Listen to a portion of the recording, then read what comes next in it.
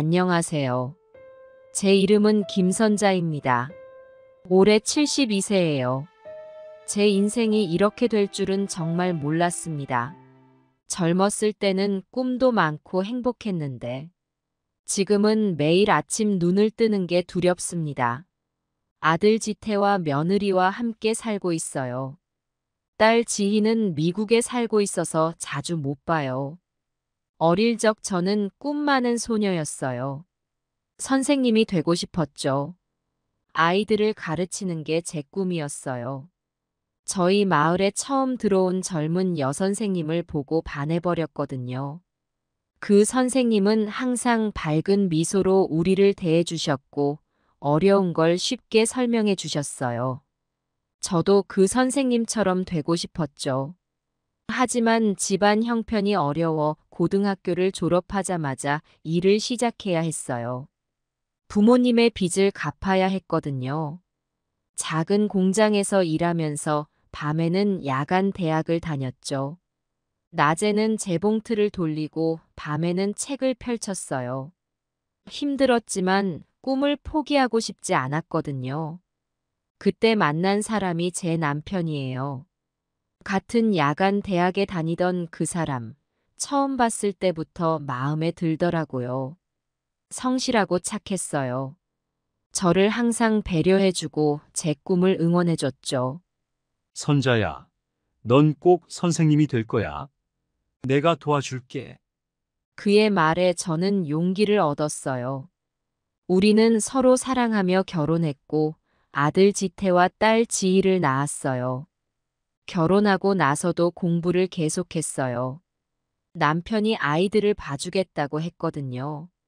그렇게 어렵게 교대에 들어갔다가 졸업하고 선생님이 됐어요.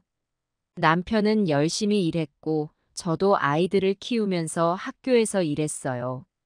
힘들었지만 행복했어요. 서로를 의지하며 살았거든요. 아이들이 자라는 모습을 보는 것도 큰 기쁨이었죠. 지태는 아빠를 닮아 듬직했고 지희는 똑똑하고 야무졌어요. 시간이 흘러 저는 정년 퇴직하고 강의하러 다녔어요. 아직 일을 쉬고 싶지 않았거든요. 그런데 5년 전 남편이 갑자기 세상을 떠났어요. 심장마비였어요. 그날 아침만 해도 평소와 다름없었는데 퇴근 후 쓰러졌다는 연락을 받고 병원에 달려갔을 때는 이미 늦었어요. 그때부터 제 삶이 달라졌어요. 혼자 남겨진 것 같은 느낌, 그 외로움이 얼마나 컸는지 몰라요. 40년을 함께 산 사람이 갑자기 사라졌으니 매일 밤 울면서 잠들었어요. 아침에 일어나면 남편이 옆에 없다는 걸 깨닫고 또 울었고요. 다행히 아들 지태가 있어서 위로가 됐죠. 지태는 효자예요. 남편이 떠나고 나서 저와 살겠다고 했어요. 처음엔 거절했어요. 새 신랑 새 색시가 시어머니와 살면 힘들 거라고 생각했거든요. 하지만 지태와 며느리가 간곡히 부탁해서 결국 함께 살게 됐죠. 어머니, 저희가 잘 모실게요. 걱정 마세요. 며느리의 그 말에 얼마나 감동했는지 몰라요. 처음엔 정말 좋았어요. 며느리도 잘해주고 집안일도 도와주고 손주도 없어 편했죠. 결혼할 때 아들 내외가 자식은 안 낳기로 약속했대요. 처음엔 서운했지만 그들의 선택을 존중해 주기로 했어요. 처음 2년 정도는 정말 좋았어요. 새 신랑 새 색시의 모습이 보기 좋았죠. 며느리는 저를 친어머니처럼 대해주었고 아들도 항상 제 건강을 걱정했어요. 어머니 잘 주무셨어요? 아침마다 물어보는 아들의 목소리에 하루를 시작하는 게 즐거웠죠. 며느리는 제가 좋아하는 음식을 기억해 두었다가 자주 해주곤 했어요. 그럴 때마다 제 마음은 따뜻해졌죠. 주말이면 함께 시장도 가고 가끔 외식도 했어요.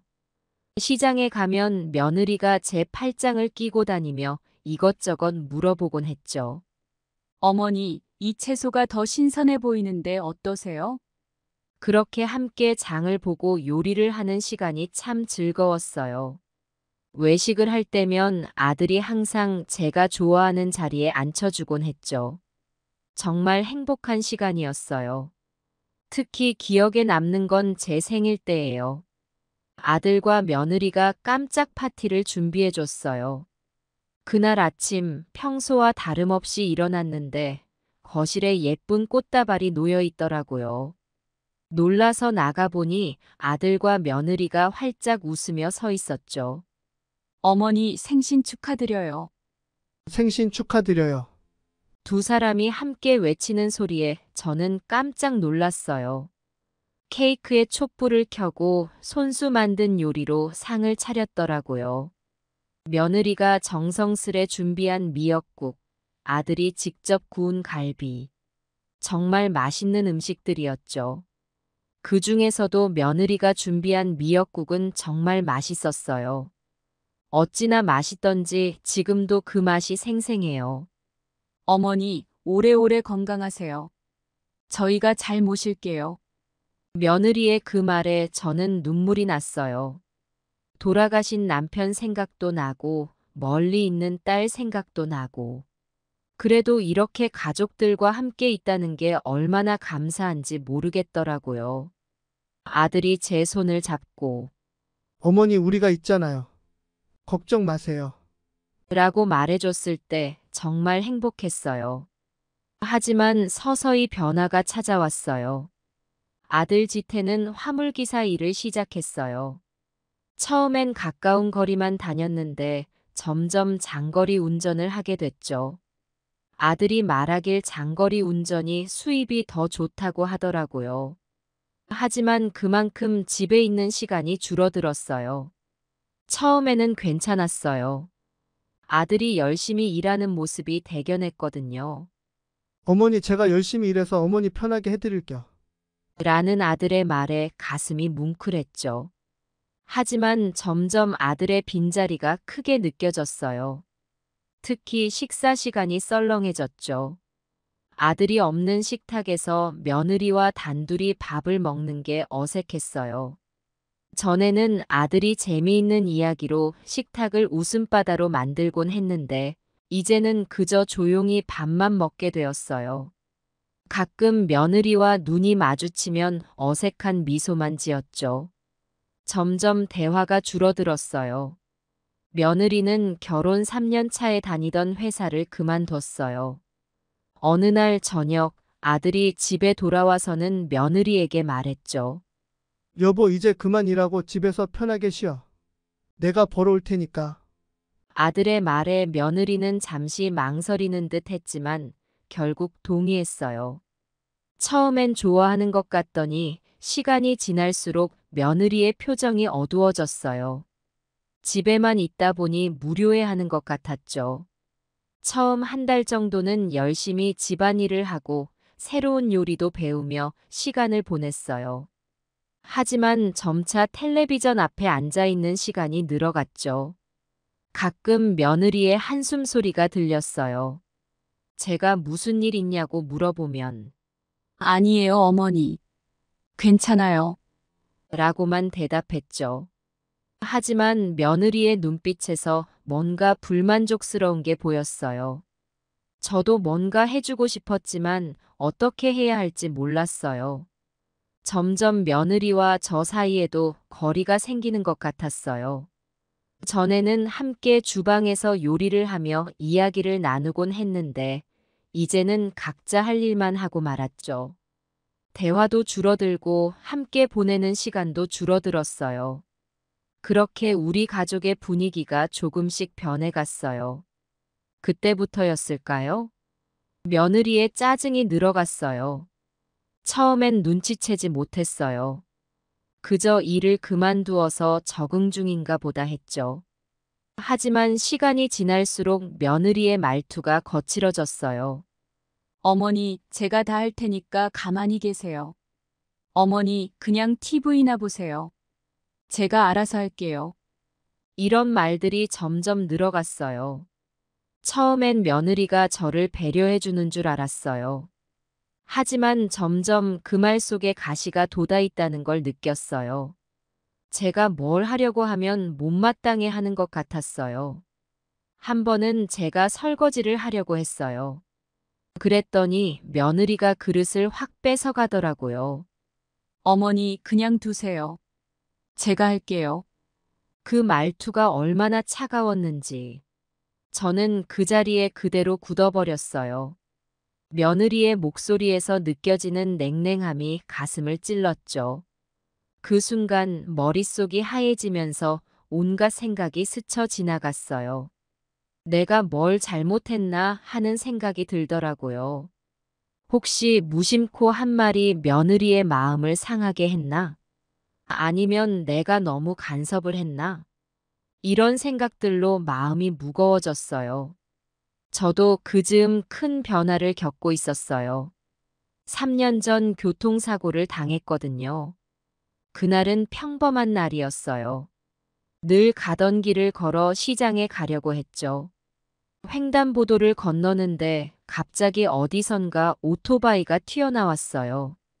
순식간에 일어난 일이라 피할 새도 없었죠. 오토바이와 부딪히는 순간 세상이 빙글빙글 돌더니 정신을 잃었어요. 다행히 큰 사고는 아니었어요. 생명에는 지장이 없었죠. 하지만 무릎을 심하게 다쳤어요. 의사 선생님 말씀으로는 연골이 손상됐다고 하더라고요. 그 후로 걷는 게 무척 불편해졌어요. 한 발자국 내디딜 때마다 무릎에서 뚝뚝 소리가 나고 통증이 찾아왔죠. 병원에 다니며 재활치료를 받았어요. 매일같이 병원에 가서 물리치료도 받고 운동도 했죠. 처음엔 나아질 거란 희망이 있었어요. 하지만 시간이 지나도 예전같이 되지 않았어요. 의사 선생님은 나이가 있으시다 보니 회복이 더딥니다. 라고 하셨죠. 그 말을 들을 때마다 마음이 무거워졌어요. 계단을 오르내리기가 정말 힘들어졌어요. 예전에는 뛰어다니듯 오르내렸는데 이제는 한 계단 한 계단 조심스럽게 올라가야 했죠. 오래 서 있는 것도 무척 힘들었어요.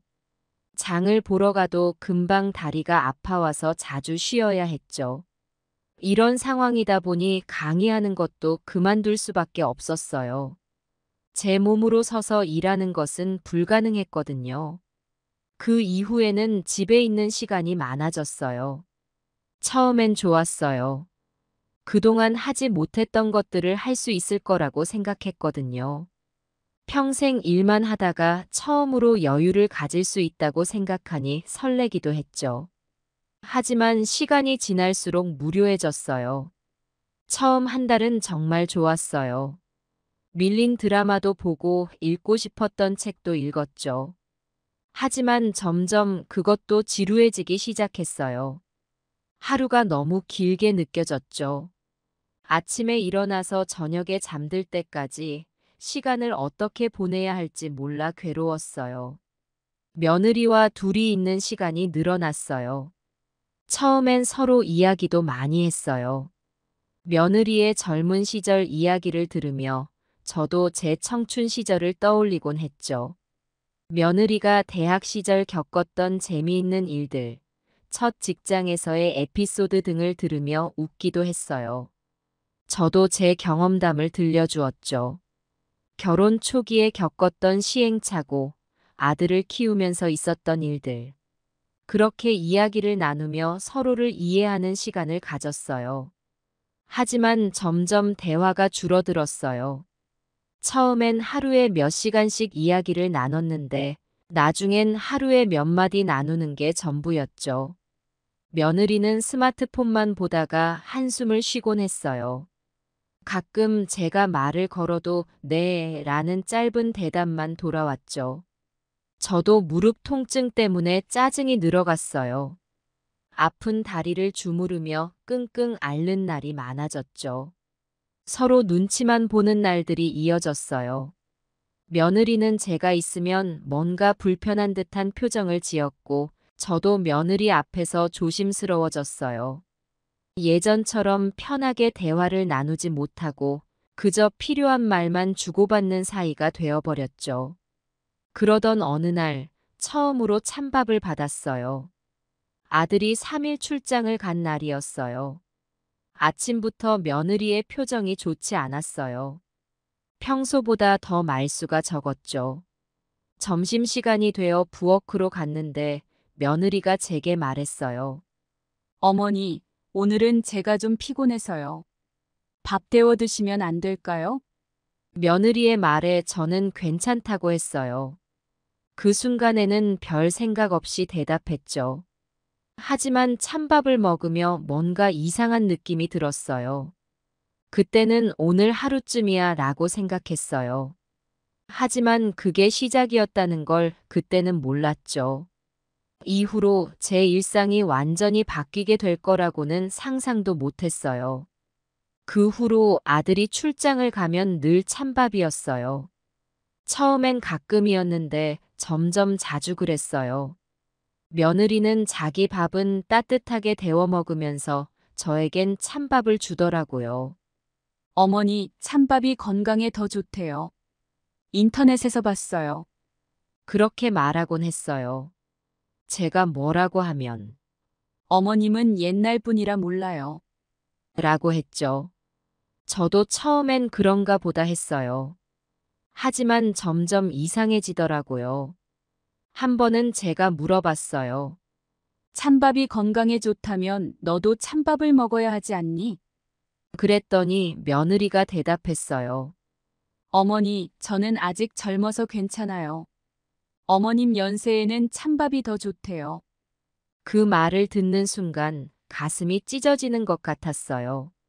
내가 이렇게 늙어서 찬밥만 먹어야 하는 신세가 되었구나.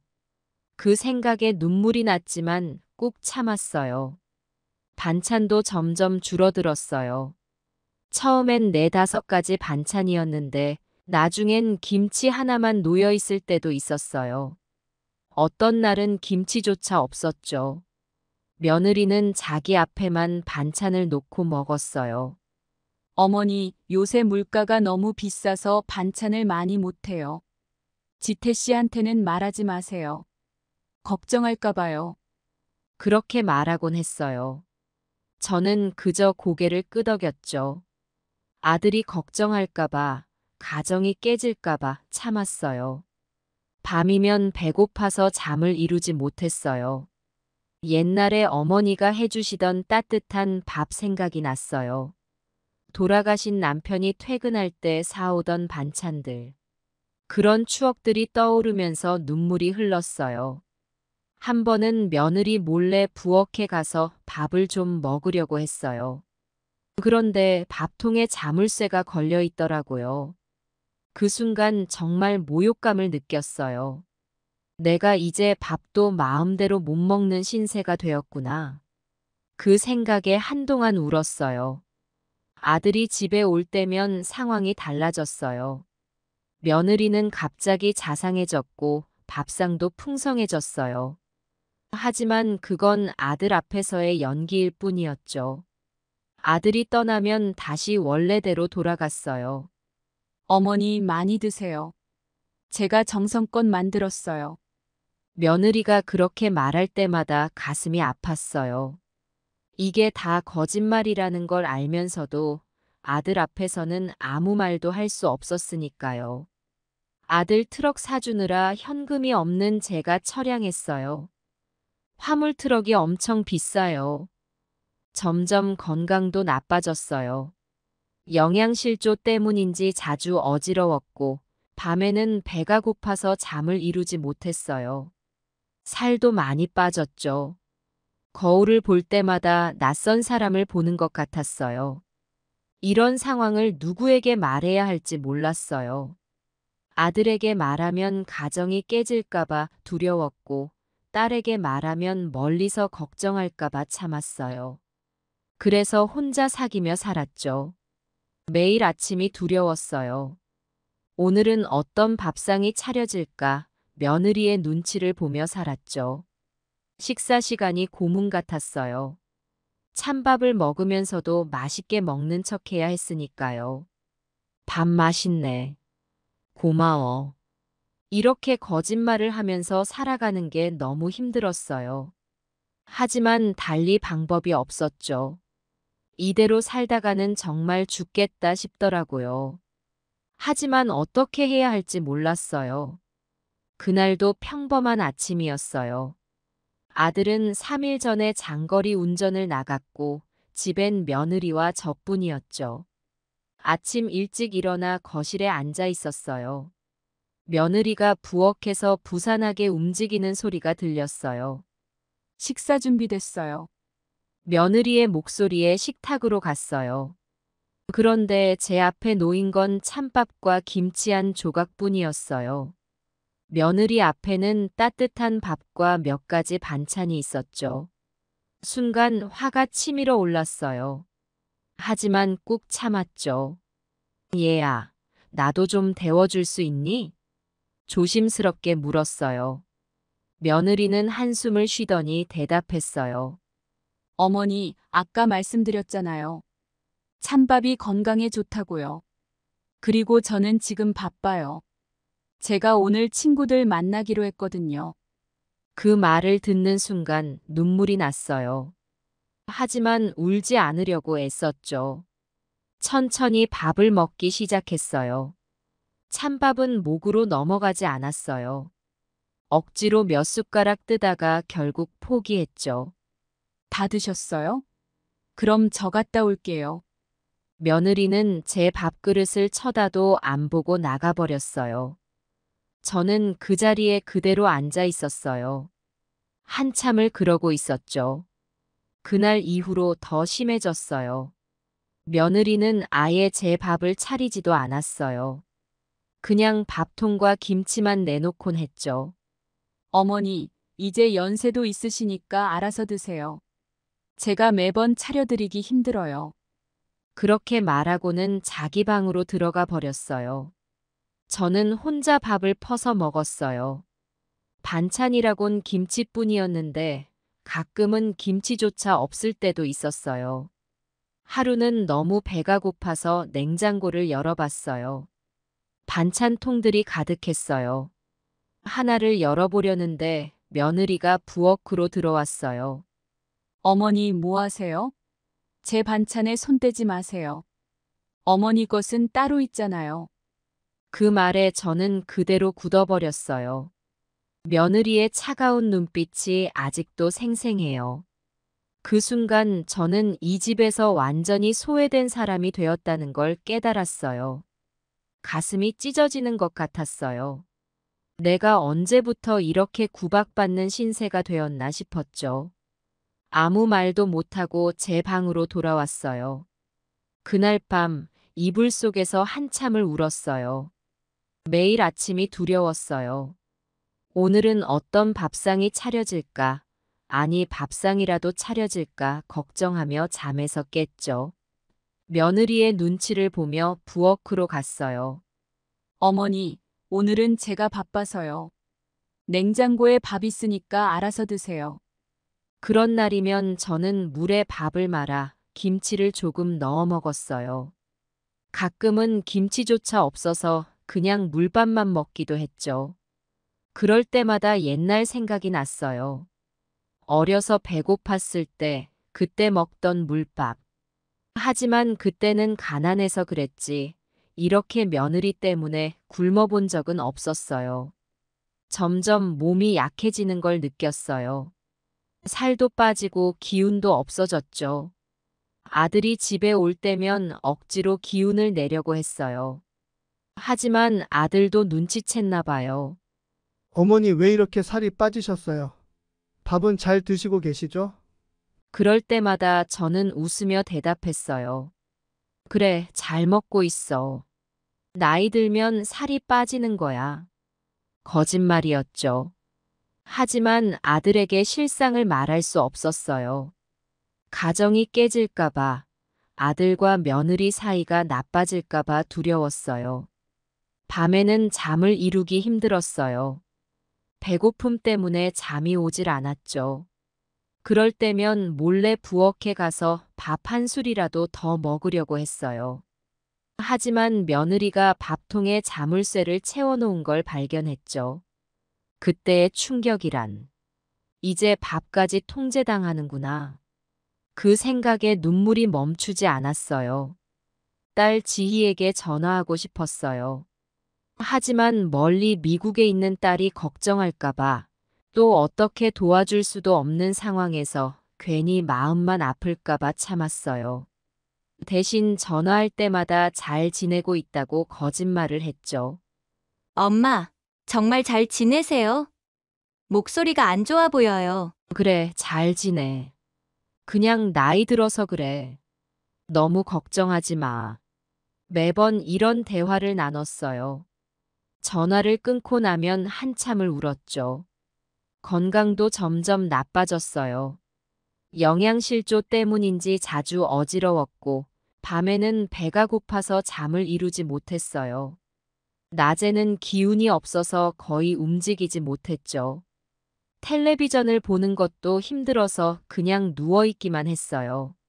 며느리는 그런 저를 보고도 아무 말이 없었어요. 오히려 짜증을 내더라고요. 어머니, 왜 그렇게 누워만 계세요? 좀 움직이시면 어떨까요? 제가 청소하기 힘들잖아요. 그 말을 들을 때마다 가슴이 아팠어요. 내가 언제부터 이렇게 미움받는 존재가 되었을까 하는 생각에 눈물만 났죠. 아들이 집에 올 때면 며느리는 돌변했어요.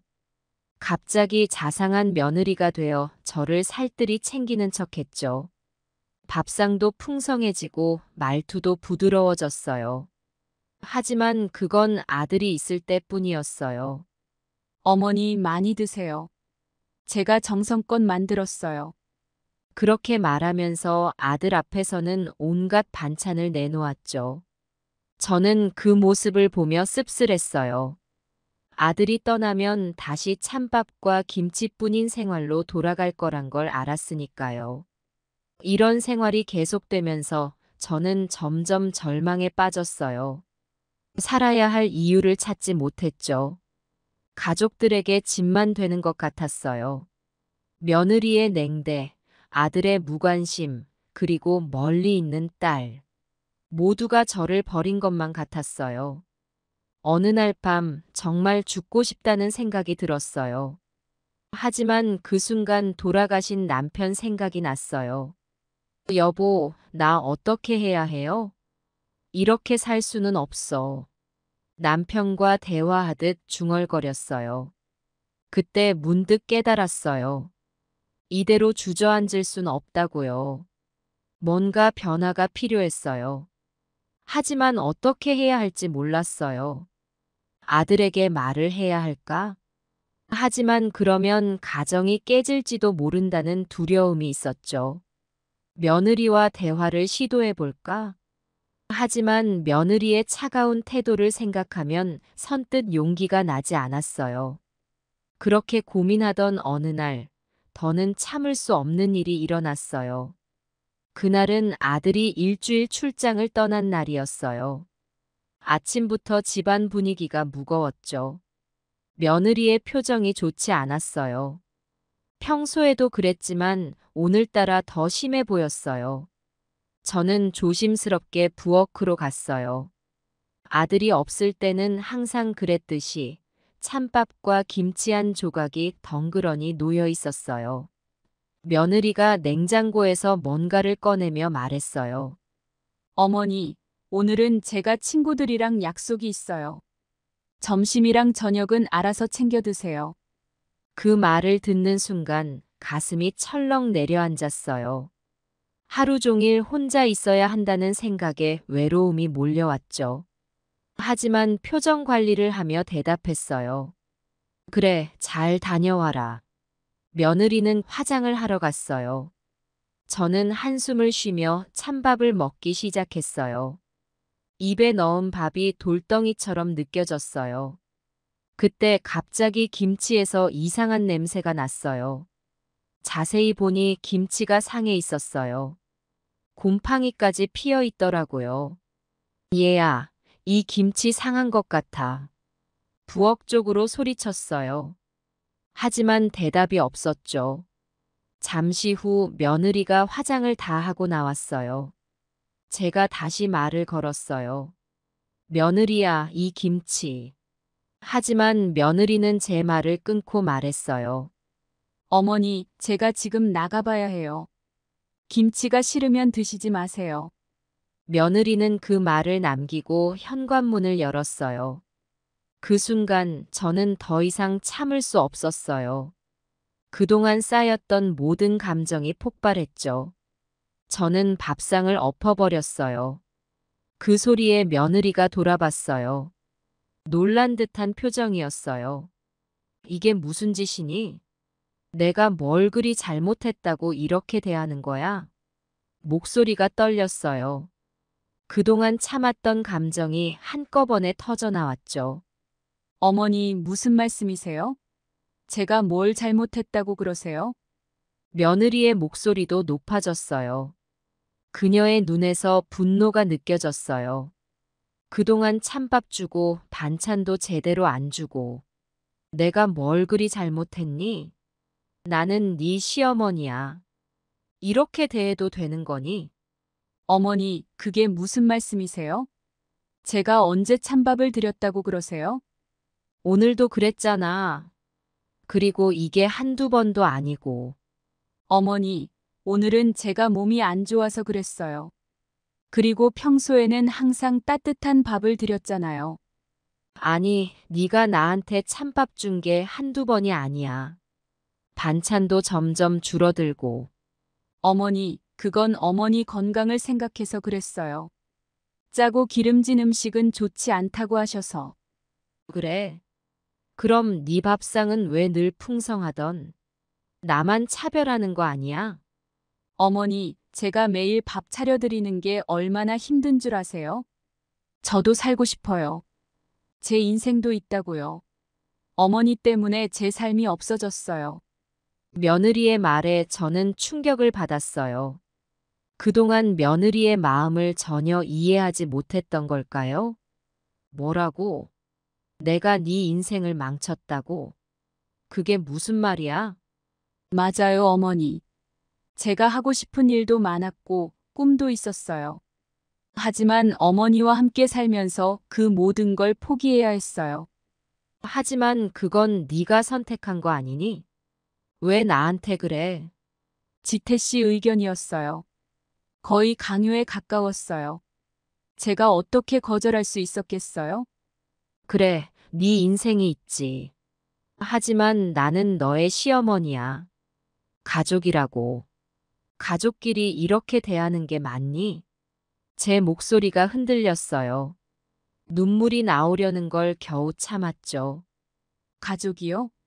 어머니는 우리 가족을 어떻게 생각하세요?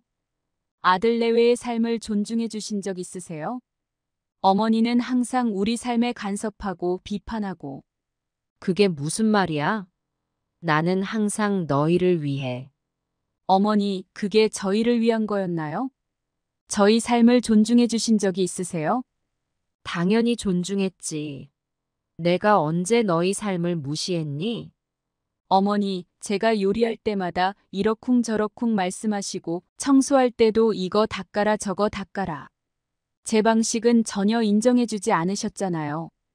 며느리의 말에 저는 할 말을 잃었어요. 그동안 제 행동이 잘못됐던 걸까요? 하지만 그래도 이렇게 대하는 건 아니잖아요. 난 그저 너희와 함께 살고 싶었을 뿐이야. 너희를 도와주고 싶었어. 제 목소리가 떨렸어요. 이제는 눈물을 참을 수 없었어요.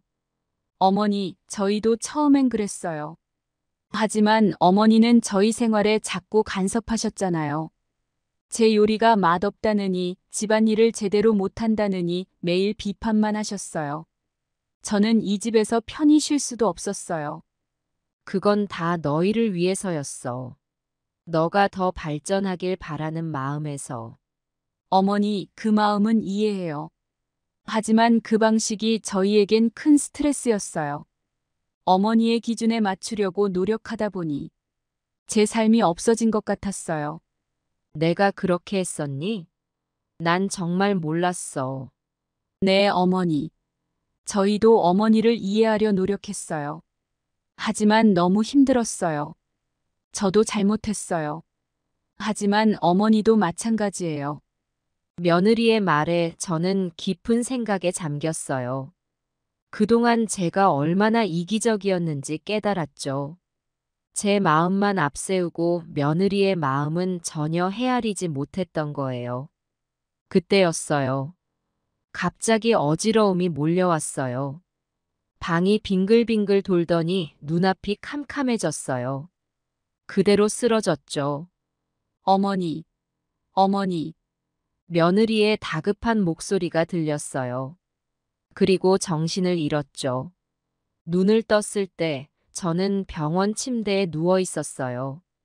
하얀 천장과 소독약 냄새. 분명 병원이었죠. 아들과 며느리가 걱정스러운 표정으로 저를 바라보고 있었어요.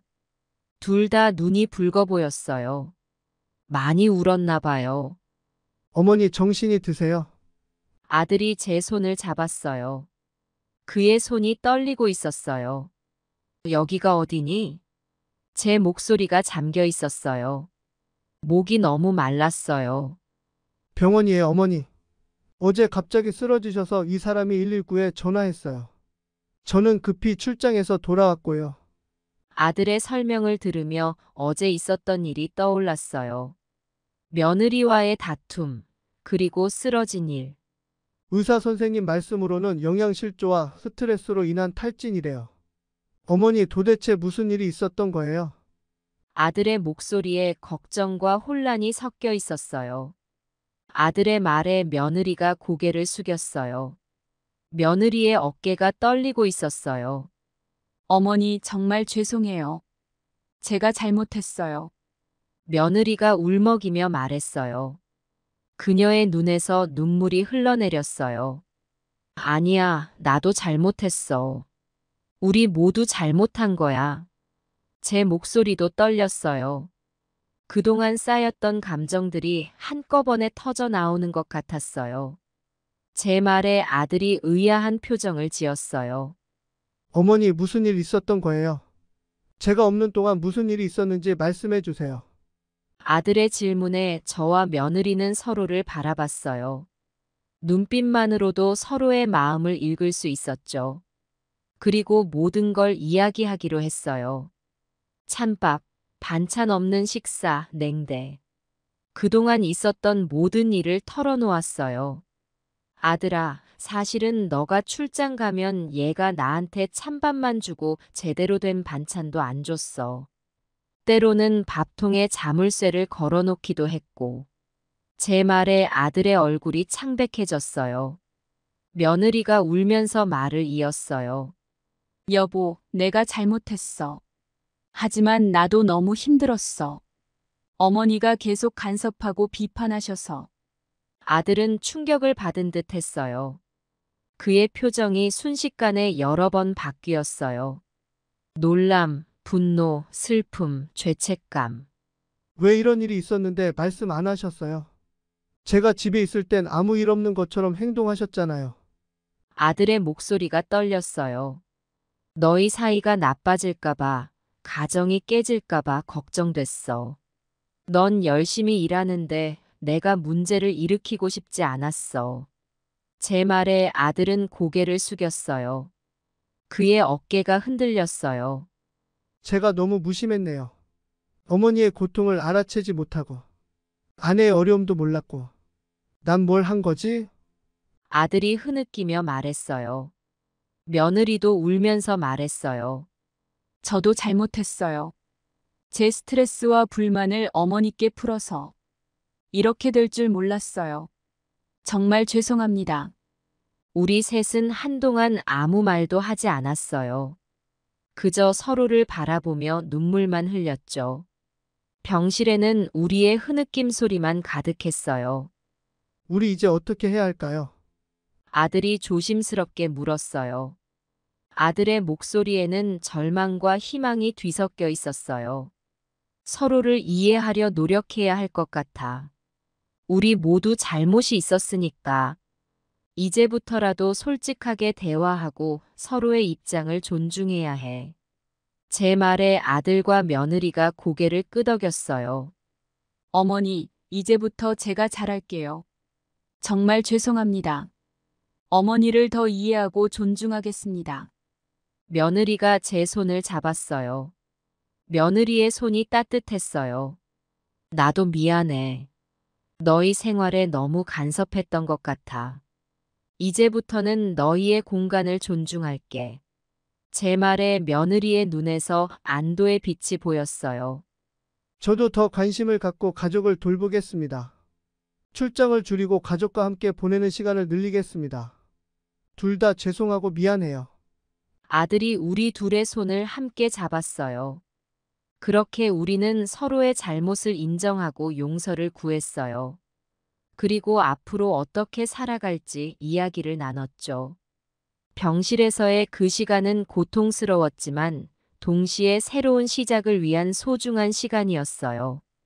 어머니 퇴원하시면 우리 모두 함께 여행을 가는 게 어떨까요? 오랜만에 가족 여행을 다녀오면 좋을 것 같아요. 아들의 제안에 며느리도 동의했어요. 그래요, 어머니. 바닷가로 가요. 어머니가 바다를 좋아하셨죠? 며느리의 말에 저는 감동했어요. 제가 바다를 좋아한다는 걸 기억하고 있었다니. 그래, 좋아. 우리 함께 가자. 제 대답에 두 사람의 얼굴에 미소가 번졌어요. 병원에서 퇴원한 후 우리 가족의 생활은 조금씩 변하기 시작했어요. 처음에는 어색하고 불편한 점도 있었지만 우리 모두 노력했죠. 아들은 회사에 양해를 구하고 출장을 줄였어요. 집에 있는 시간이 늘어났죠. 처음에는 아들도 어떻게 행동해야 할지 몰라 어색해하는 것 같았어요. 하지만 시간이 지나면서 점점 편안해졌죠. 며느리도 변화를 결심했어요. 그동안 집에만 있으면서 쌓였던 스트레스를 떨쳐내기 위해 다시 일을 시작했어요. 처음에는 걱정이 많았죠. 일과 가사를 병행할 수 있을지, 시어머니인 저와의 관계는 어떻게 될지. 하지만 용기를 내어 제게 말을 걸었어요. 어머니, 제가 일을 하면 집안일을 도와주실 수 있을까요? 며느리가 조심스럽게 물었어요. 그 말을 듣는 순간 제 마음이 따뜻해졌어요. 며느리가 저를 신뢰하고 도움을 요청한다는 것 자체가 큰 변화였거든요. 저는 기쁘게 수락했죠. 그래, 내가 할 수 있는 건 다 할게. 하지만 힘든 일은 하지 않을게. 괜찮지? 며느리는 고개를 끄덕였어요. 그녀의 눈에서 안도의 빛이 보였죠. 그렇게 우리는 서로를 돕기 시작했어요. 처음에는 어색했지만 점점 익숙해져 갔어요. 아침 식사 준비는 제가 했어요. 며느리가 출근하기 전에 따뜻한 밥과 국 몇 가지 반찬을 준비했죠. 처음에는 며느리가 어색해하며 제가 할게요. 라고 했지만 점차 제 도움을 고마워하기 시작했어요. 며느리는 퇴근 후 저녁 식사를 준비했고 우리는 함께 식탁에 앉아 하루의 일들을 이야기했어요. 어머니, 오늘 회사에서 있었던 일이에요. 며느리가 이야기를 시작하면 저는 귀 기울여 들었어요. 처음에는 대화가 어색했지만 점점 자연스러워졌죠. 며느리의 회사 생활, 동료들과의 관계, 업무에서의 어려움 등을 들으며 저는 며느리를 더 이해하게 되었어요. 가끔 조언을 해주기도 했죠. 그럴 땐 이렇게 해보는 건 어떨까? 제 말에 며느리는 고개를 끄덕이며 웃었어요. 어머니 말씀이 맞아요. 제가 미처 생각하지 못했네요. 역시 어머니 경험이 대단하세요. 이렇게 대화를 나누다 보니 서로를 이해하게 되었어요. 며느리의 고충도 알게 되었고 제 마음도 전할 수 있었죠. 며느리가 겪는 직장에서의 어려움, 일과 가정을 양립하는 스트레스를 알게 되면서 제가 할 수 있는 작은 도움들이 얼마나 중요한지 깨달았어요. 아들도 변했어요. 일찍 퇴근하는 날이면 장을 봐왔어요. 처음에는 어색해하며 엄마 뭐 사올까요? 라고 물었지만 점점 자신감을 갖고 장을 보기 시작했죠. 어머니 오늘은 제가 요리할게요. 어머니가 좋아하시는 된장찌개 어떠세요? 아들의 말에 가슴이 따뜻해졌어요. 아들이 이렇게 요리에 관심을 갖는 모습이 새롭고 감동적이었죠. 그래, 오랜만에 우리 아들 요리를 맛보는구나. 정말 기대되네. 함께 요리하며 웃고 떠들었어요. 아들의 서툰 칼질, 며느리의 조언, 제 잔소리가 어우러져 부엌은 웃음소리로 가득 찼죠. 식탁에 앉아 밥을 먹으며 우리는 가족이라는 걸 다시 한번 느꼈어요. 서로 칭찬하고 격려하는 말들이 오갔죠. 미국에 있는 딸 지희에게도 모든 걸 털어놓았어요. 처음엔 걱정하며 울더니 이제는 매주 영상통화를 해요. 딸의 얼굴을 보는 것만으로도 힘이 나요. 엄마, 이제 좀 얼굴색이 좋아 보여요. 잘 지내시는 것 같아 다행이에요. 딸의 말에 저도 모르게 미소가 지어졌어요. 그래, 이제 다 잘 지내. 너도 건강하고. 우리 가족이 이렇게 화목해지니 얼마나 좋은지 몰라. 이렇게 우리 가족은 조금씩 변해갔어요. 물론 가끔은 의견 충돌도 있었어요. 오랜 습관은 하루아침에 바뀌지 않으니까요. 하지만 이제는 서로의 입장을 이해하려 노력했죠.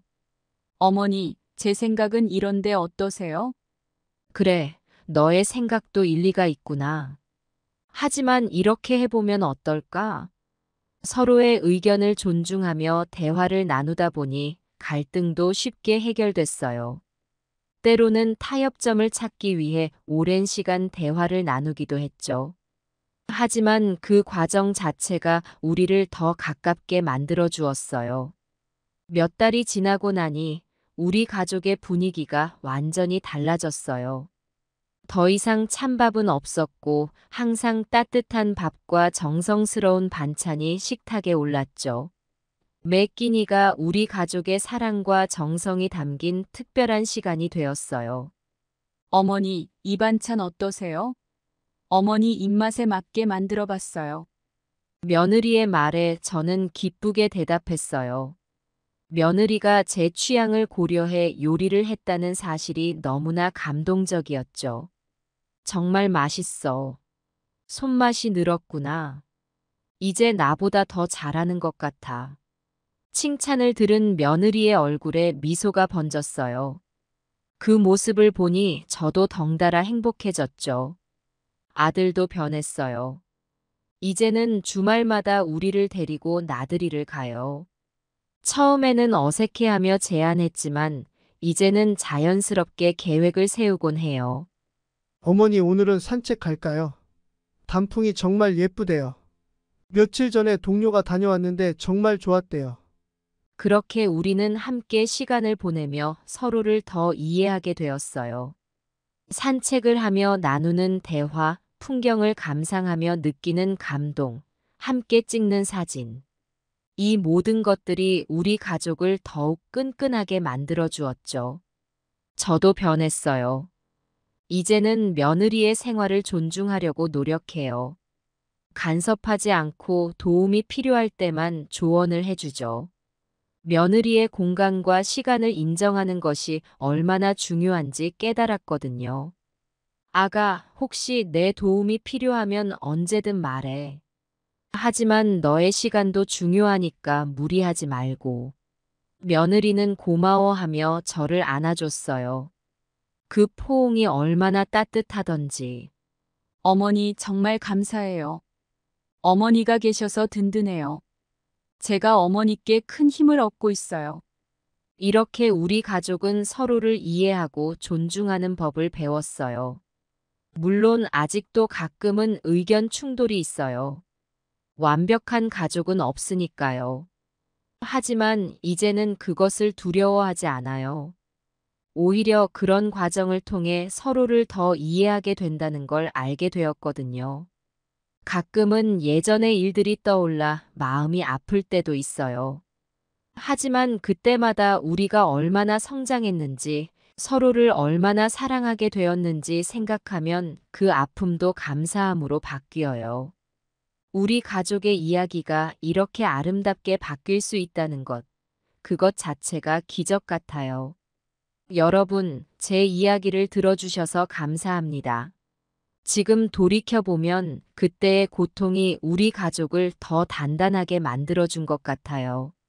힘들었던 시간들이 없었다면 우리는 지금처럼 서로를 이해하고 사랑하는 법을 배우지 못했을 거예요. 가족 간의 갈등은 누구나 겪을 수 있어요. 완벽한 가족은 없으니까요. 중요한 건 그 갈등을 어떻게 해결하느냐 하는 거죠. 서로를 이해하려는 노력, 대화하려는 의지, 그리고 용서할 수 있는 마음. 이런 것들이 필요해요. 특히 대화의 중요성을 강조하고 싶어요. 말하지 않으면 상대방은 알 수 없어요. 제가 그동안 얼마나 힘들었는지, 며느리가 얼마나 스트레스를 받았는지. 우리는 말하지 않아서 서로를 이해하지 못했어요. 하지만 대화를 시작하면서 모든 것이 달라졌죠. 여러분의 가정에도 이런 일이 있다면 부디 포기하지 마세요. 참는 것도 좋지만 너무 오래 참다 보면 관계가 돌이킬 수 없게 될 수도 있어요. 용기를 내어 대화를 시작하세요. 처음에는 어색하고 힘들 수 있어요. 하지만 그 과정을 견뎌내면 반드시 좋은 결과가 있을 거예요. 서로의 입장을 이해하려 노력하세요. 나의 관점에서만 보려고 하지 말고 상대방의 입장에서 생각해 보세요. 며느리의 입장에서, 아들의 입장에서, 시어머니의 입장에서 서로의 상황과 감정을 이해하려 노력하다 보면 미처 볼 수 없었던 것들이 보일 거예요. 그리고 기억하세요. 우리는 모두 불완전한 존재라는 걸요. 실수할 수 있고 서로를 아프게 할 수도 있어요. 하지만 그것을 인정하고 서로 용서할 줄 안다면 어떤 어려움도 극복할 수 있을 거예요. 용서는 상대방을 위한 것이 아니라 나 자신을 위한 것이라는 걸 깨달았어요. 용서함으로써 우리는 더 자유로워지고 더 행복해질 수 있어요. 지금 저희 가족은 정말 행복해요. 매일 아침 눈을 뜨는 게 기다려져요.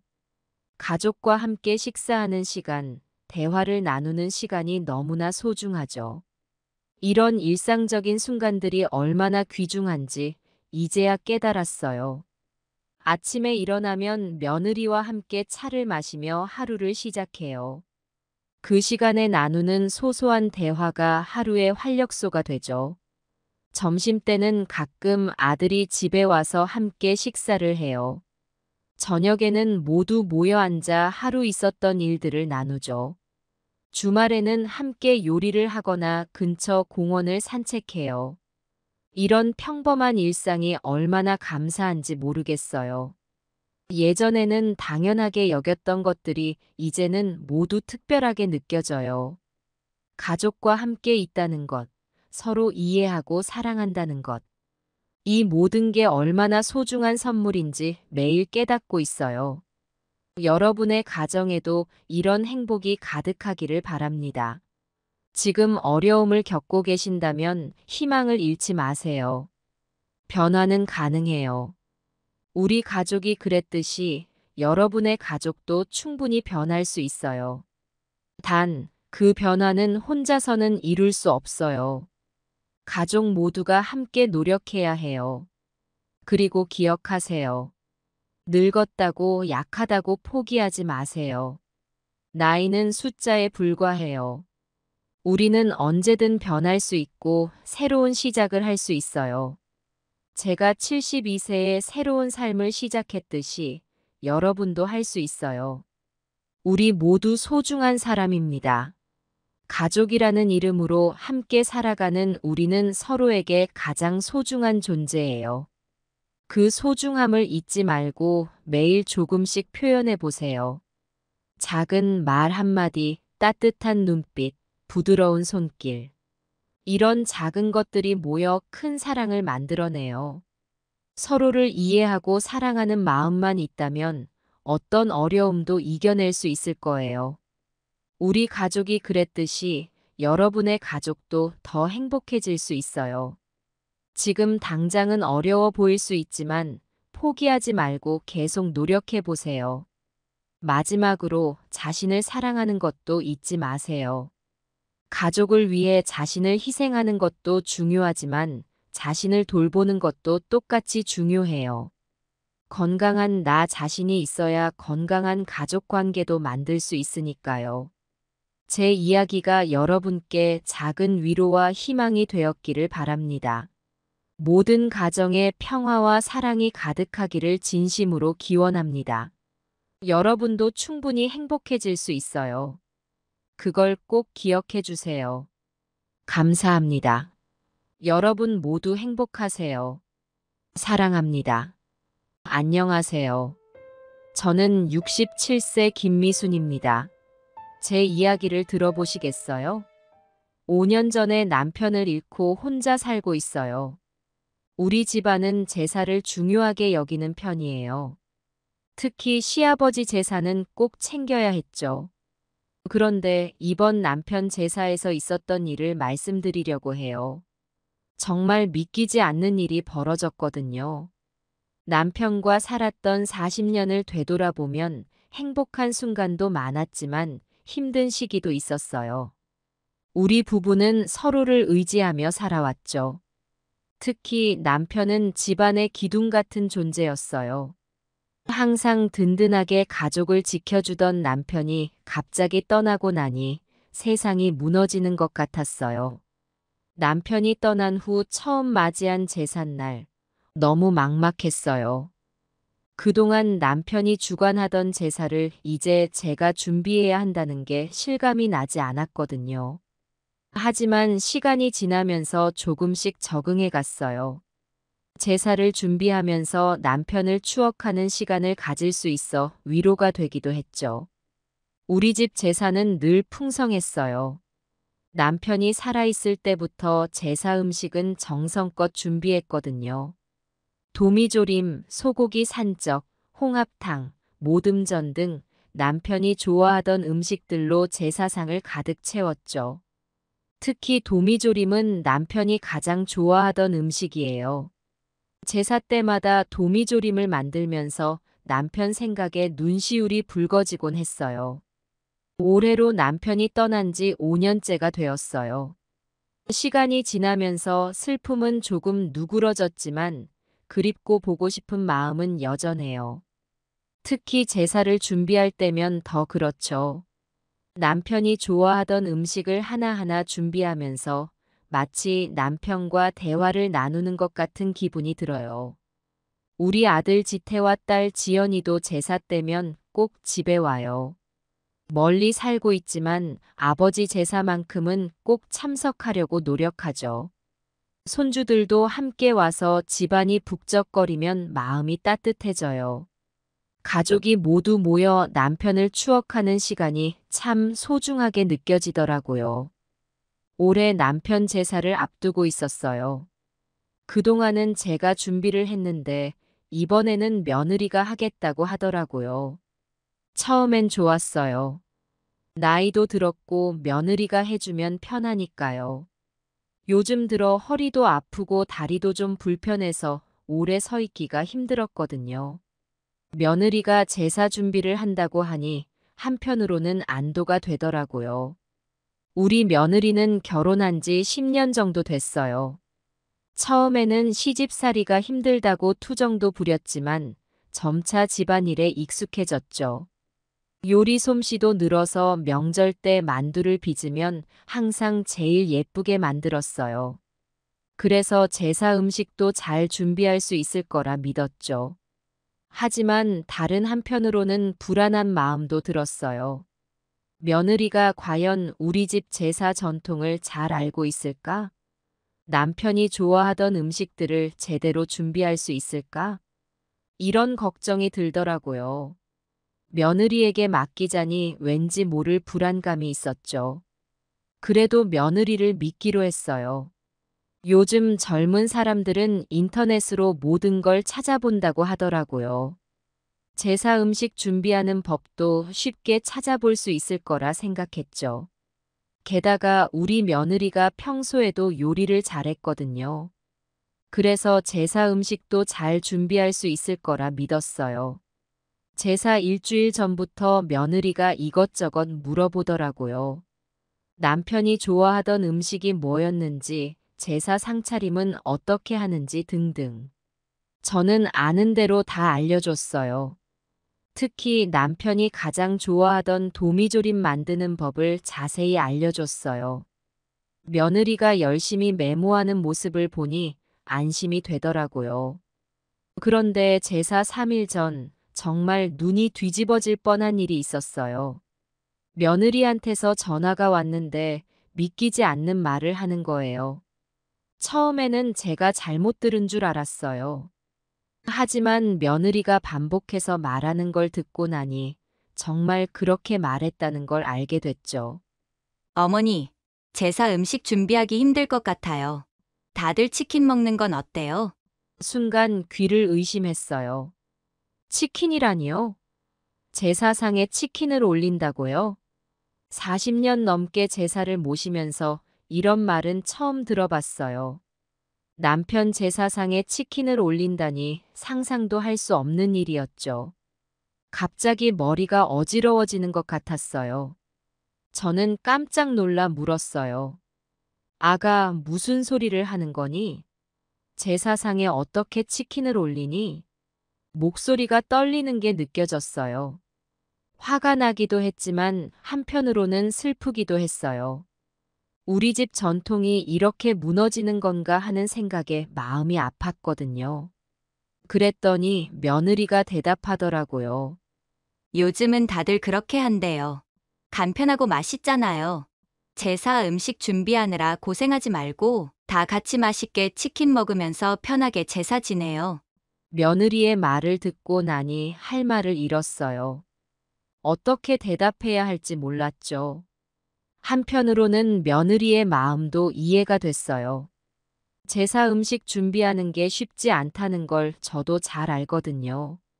하루 종일 부엌에 서서 음식을 만들어야 하니까요. 하지만 그렇다고 해서 치킨으로 대체한다는 건 너무 심한 거 아닌가 싶었어요. 그 순간 머릿속에 여러 가지 생각이 스쳐 지나갔어요.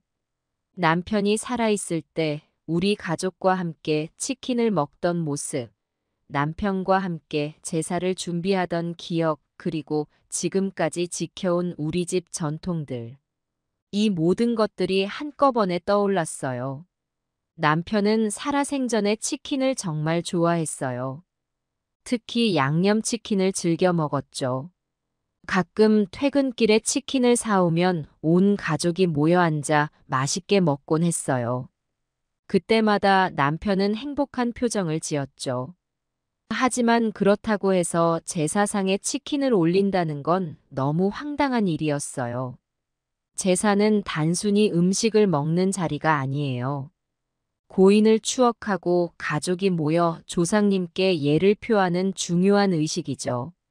그동안 우리 가족은 제사를 통해 조상님들께 감사드리고 가족의 화목과 건강을 기원해 왔어요. 이런 중요한 의식을 치킨으로 대신한다는 건 말이 안 된다고 생각했어요. 게다가 남편은 제사를 특히 중요하게 여겼어요. 살아있을 때도 항상 정성스럽게 제사를 준비했죠. 제삿날이 다가오면 며칠 전부터 준비를 시작했어요. 제수용품을 사러 시장에 가고 음식 재료를 고르고 집 안팎을 깨끗이 청소했죠. 그런 남편의 모습을 생각하면 치킨으로 제사를 지내자는 며느리의 말에 더욱 화가 났어요. 하지만 한편으로는 시대가 변하고 있다는 것도 알고 있었어요. 요즘 젊은 사람들은 제사를 간소하게 지내는 경우가 많다고 들었거든요. 바쁜 현대 사회에서 전통적인 방식으로 제사를 지내기가 쉽지 않다는 것도 이해는 해요. 그래도 치킨이라니 너무 심한 거 아닌가 싶었죠. 며느리의 제안을 어떻게 받아들여야 할지 정말 고민이 되더라고요. 전통을 고수해야 할까요? 아니면 시대의 변화를 받아들여야 할까요? 남편이 살아있다면 어떻게 생각했을까요? 이런저런 생각으로 머리가 복잡해졌어요. 결국 며느리에게 말했어요. 아가, 제사는 그렇게 간단하게 할 수 있는 게 아니야. 우리 집안의 전통이고 너희 아버지께 대한 예의야. 치킨으로 제사를 지내자는 건 너무 심한 것 같아. 며느리는 잠시 말이 없더니 대답했어요. 어머니, 저도 제사가 중요하다는 걸 알아요. 하지만 요즘은 시대가 많이 변했잖아요. 제사 음식을 준비하느라 힘들어하는 것보다 편하게 가족이 모여 고인을 추억하는 게 더 의미 있지 않을까요? 며느리의 말에 일리가 있다고 생각했지만 여전히 마음이 불편했어요. 남편 제사를 치킨으로 지낸다는 게 도저히 받아들여지지 않았거든요. 그래서 며느리에게 말했어요. 그래도 아가, 치킨은 아니야. 차라리 음식을 조금만 준비하더라도 전통대로 해보자. 내가 도와줄게. 며느리는 잠시 생각하더니 대답했어요. 알겠어요, 어머니. 제가 한번 해볼게요. 하지만 모든 음식을 다 준비하기는 어려울 것 같아요. 꼭 필요한 것만 준비해도 될까요? 저는 그 말에 안도의 한숨을 쉬었어요. 비록 모든 음식을 다 준비하지는 못하더라도 최소한 치킨으로 대체하는 것보다는 훨씬 나았으니까요. 그래, 그렇게 하자. 내가 중요한 음식 몇 가지만 알려줄 테니 그것만이라도 준비해보렴. 며느리와 통화를 끝내고 나서 문득 남편 생각이 났어요. 남편이 살아있었다면 이런 상황에서 어떻게 했을까? 아마도 며느리의 입장도 이해하려 노력하면서 동시에 전통의 중요성도 설명해 주었을 거예요. 남편은 항상 가족 간의 소통을 중요하게 여겼거든요. 그날 밤 잠을 이루지 못하고 이런저런 생각을 했어요. 세상이 빠르게 변하고 있다는 걸 실감했죠. 제가 시집 왔을 때만 해도 제사는 정말 큰 행사였어요. 온 가족이 모여 며칠 전부터 준비를 시작했고 정성스럽게 음식을 장만했죠. 하지만 지금은 많은 것이 달라졌어요. 그 순간부터 저와 며느리 사이에 갈등이 시작됐어요. 저는 전통을 지키고 싶었고 며느리는 현대적인 방식을 원했죠. 이런 의견 차이는 단순한 제사 음식 문제를 넘어서 세대 간의 가치관 충돌로 번져갔어요. 며느리는 자신의 입장을 계속해서 설명하려 했어요. 어머니, 저도 시아버님을 존경해요. 하지만 제사의 의미가 꼭 전통 음식을 차리는 것에만 있을까요?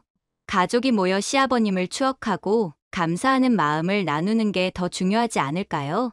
며느리의 말에 일리가 있다고 생각하면서도 제 마음 한구석에서는 여전히 불편함이 가시지 않았어요. 40년 넘게 지켜온 전통이 한순간에 무너지는 것 같아 마음이 아팠거든요. 이 상황을 듣게 된 큰딸 지연이는 며느리의 제안에 크게 화를 냈어요. 지연이는 전화로 격하게 말했죠. 엄마, 어떻게 아빠 제사상에 치킨을 올린다는 말이 나와요? 도대체 무슨 생각으로 그러는 거예요? 제정신이 아니네. 지연이의 반응은 예상했던 것보다 더 격앙되어 있었어요. 평소 아버지를 무척 따랐던 지연이었기에 이런 상황을 받아들이기 힘들었나 봐요. 지연이는 계속해서 말을 이어갔어요. 엄마, 절대 안 돼요. 아빠가 살아계셨다면 얼마나 서운해하셨을지 생각해봐요. 우리가 아빠를 위해 할 수 있는 마지막 예의인데 이렇게 소홀히 하면 어떡해요? 제가 전화해서 다시 한번 얘기해 볼게요. 지연이의 말을 들으니 제 마음도 더 복잡해졌어요. 한편으로는 지연이 말이 맞다고 생각하면서도 다른 한편으로는 며느리의 입장도 이해가 되더라고요. 요즘 젊은 세대들은 제사에 대한 인식이 많이 다르다는 걸 알고 있었거든요. 그때 둘째 지태가 끼어들었어요. 지태는 항상 중립적인 입장을 취하는 편이에요. 엄마, 집사람 말대로 하면 어때요? 어차피 마음이 중요한 거 아니에요. 아빠도 우리가 이렇게 다투는 걸 원하지 않으셨을 것 같아요. 지태의 말에 잠시 생각에 잠겼어요. 맞아요. 남편은 항상 가족 간의 화합을 중요하게 여겼죠. 하지만 그렇다고 해서 제사를 이렇게 간소화해도 되는 걸까요? 지태는 계속해서 말을 이어갔어요. 엄마, 집사람도 나름대로 고민하고 제안한 거예요. 요즘 젊은 부부들은 다들 이렇게 한다고 해요. 시대가 변하니까 우리도 조금은 변해야 하지 않을까요? 지태의 말을 들으니 문득 제가 시어머니와 겪었던 갈등이 떠올랐어요. 그때도 저는 젊은 며느리로서 새로운 방식을 제안했었고, 시어머니는 그걸 받아들이기 힘들어 하셨죠. 그때 시어머니께서 조금만 더 유연하게 대처하셨다면 어땠을까 하는 생각이 들더라고요. 하지만 저와 지연이는 여전히 며느리의 제안을 받아들이기 힘들었어요. 제사는 단순히 음식을 먹는 자리가 아니라 조상님께 예를 갖추고 가족이 하나 되는 중요한 의식이잖아요. 치킨으로 그 의미를 다 담을 수 있을까요? 며느리는 계속해서 자신의 입장을 설명하려 했어요. 어머니, 제가 시아버님을 소홀히 여겨서 그런 게 아니에요. 오히려 더 의미 있게 제사를 지내고 싶어서 그래요. 복잡한 음식 준비에 시간을 쏟기보다는 가족이 모여 시아버님의 추억을 나누는데 더 집중하고 싶어요. 며느리의 말을 들으니 그 마음은 이해가 됐어요. 하지만 여전히 치킨으로 제사를 지낸다는 건 받아들이기 힘들었죠. 제사 음식 하나하나에는 다 의미가 있는데 그걸 치킨으로 대체한다는 건 너무 허술해 보였어요. 이 갈등은 점점 커져갔어요. 가족 단체 채팅방에서도 논쟁이 벌어졌죠. 지연이는 며느리를 강하게 비판했고 지태는 중재를 시도했어요. 며느리는 자신의 입장을 설명하려 애썼고 저는 그 사이에서 어찌할 바를 몰랐어요. 문득 남편 생각이 났어요. 남편이었다면 이런 상황을 어떻게 해결했을까? 아마도 모두의 의견을 차분히 듣고 가장 현명한 결정을 내렸을 거예요. 남편은 항상 가족 간의 소통과 이해를 중요하게 여겼거든요. 이 갈등은 단순히 제사 음식 문제를 넘어서 우리 가족의 가치관과 소통 방식에 대해 다시 생각해 보게 만들었어요. 전통과 현대, 나이든 세대와 젊은 세대 사이의 간극을 어떻게 좁혀나가야 할지 깊이 고민하게 됐죠. 결국 우리 가족은 이 문제를 해결하기 위해 직접 만나 이야기를 나누기로 했어요. 각자의 입장을 충분히 설명하고 서로를 이해하려 노력하기로 한 거죠. 이 과정이 쉽지만은 않겠지만 이를 통해 우리 가족이 한 단계 더 성장할 수 있을 거라고 믿었어요. 이 갈등을 겪으면서 제사의 의미에 대해 다시 한번 생각해 보게 됐어요. 제사가 정말 음식을 차리는 것에만 의미가 있는 걸까요? 아니면 가족이 모여 고인을 추억하고 감사하는 마음을 나누는데 더 큰 의미가 있는 걸까요? 이런 근본적인 질문들이 제 마음속에서 꼬리를 물고 이어졌어요. 결국 가족회의를 열었어요. 저, 지연이, 지태, 그리고 며느리까지 모였죠. 의견이 팽팽히 갈렸어요. 저와 지연이는 전통을 고수해야 한다고 주장했고, 며느리는 제사를 간소화해야 한다고 했어요. 지태는 중립적인 입장을 취했죠. 그러다 지연이와 며느리 사이에 말다툼이 벌어졌어요. 정말 이해가 안 되네. 아버지 제사상에 치킨을 올리자고? 어떻게 그런 생각을 할 수 있어? 우리 가문의 전통을 무시하는 거야? 아버지가 평생 지켜오신 가치관을 한순간에 무너뜨리는 거라고. 넌 이 집안의 며느리로서 책임감이 있어야 해. 제사는 그냥 밥 먹는 자리가 아니야. 조상님께 예를 다하고 가족이 하나 되는 신성한 의식이라고. 치킨으로 그 의미를 다 담을 수 있다고 생각해? 내가 보기엔 넌 그저 귀찮아서 이러는 것 같아. 아니면 우리 가족의 전통을 무시하는 건가? 제사 준비가 힘들다고? 그럼 내가 도와줄게. 하지만 이렇게 허술하게 제사를 지내는 건 절대 용납할 수 없어. 넌 우리 집안에 시집 와서 이런 식으로 전통을 무시하려고 했어? 아버지께서 돌아가시고 나서 이제 마음대로 해도 된다고 생각한 거야? 그동안 아버지 눈치 보냐 참았던 거야? 정말 실망이다. 넌 우리 가족의 역사와 전통을 전혀 이해하지 못하고 있어. 이런 식으로 제사를 대충 지내면 우리 조상님들께 어떻게 설명할 건데? 난 절대로 동의할 수 없어. 치킨이라니 말도 안 돼. 넌 정말 우리 가족을 무시하는 거야. 언니, 제발 내 말 좀 들어봐요. 나는 결코 시아버님을 무시하거나 가문의 전통을 깔보는 게 아니에요. 오히려 더 의미 있는 제사를 지내고 싶어서 이러는 거예요.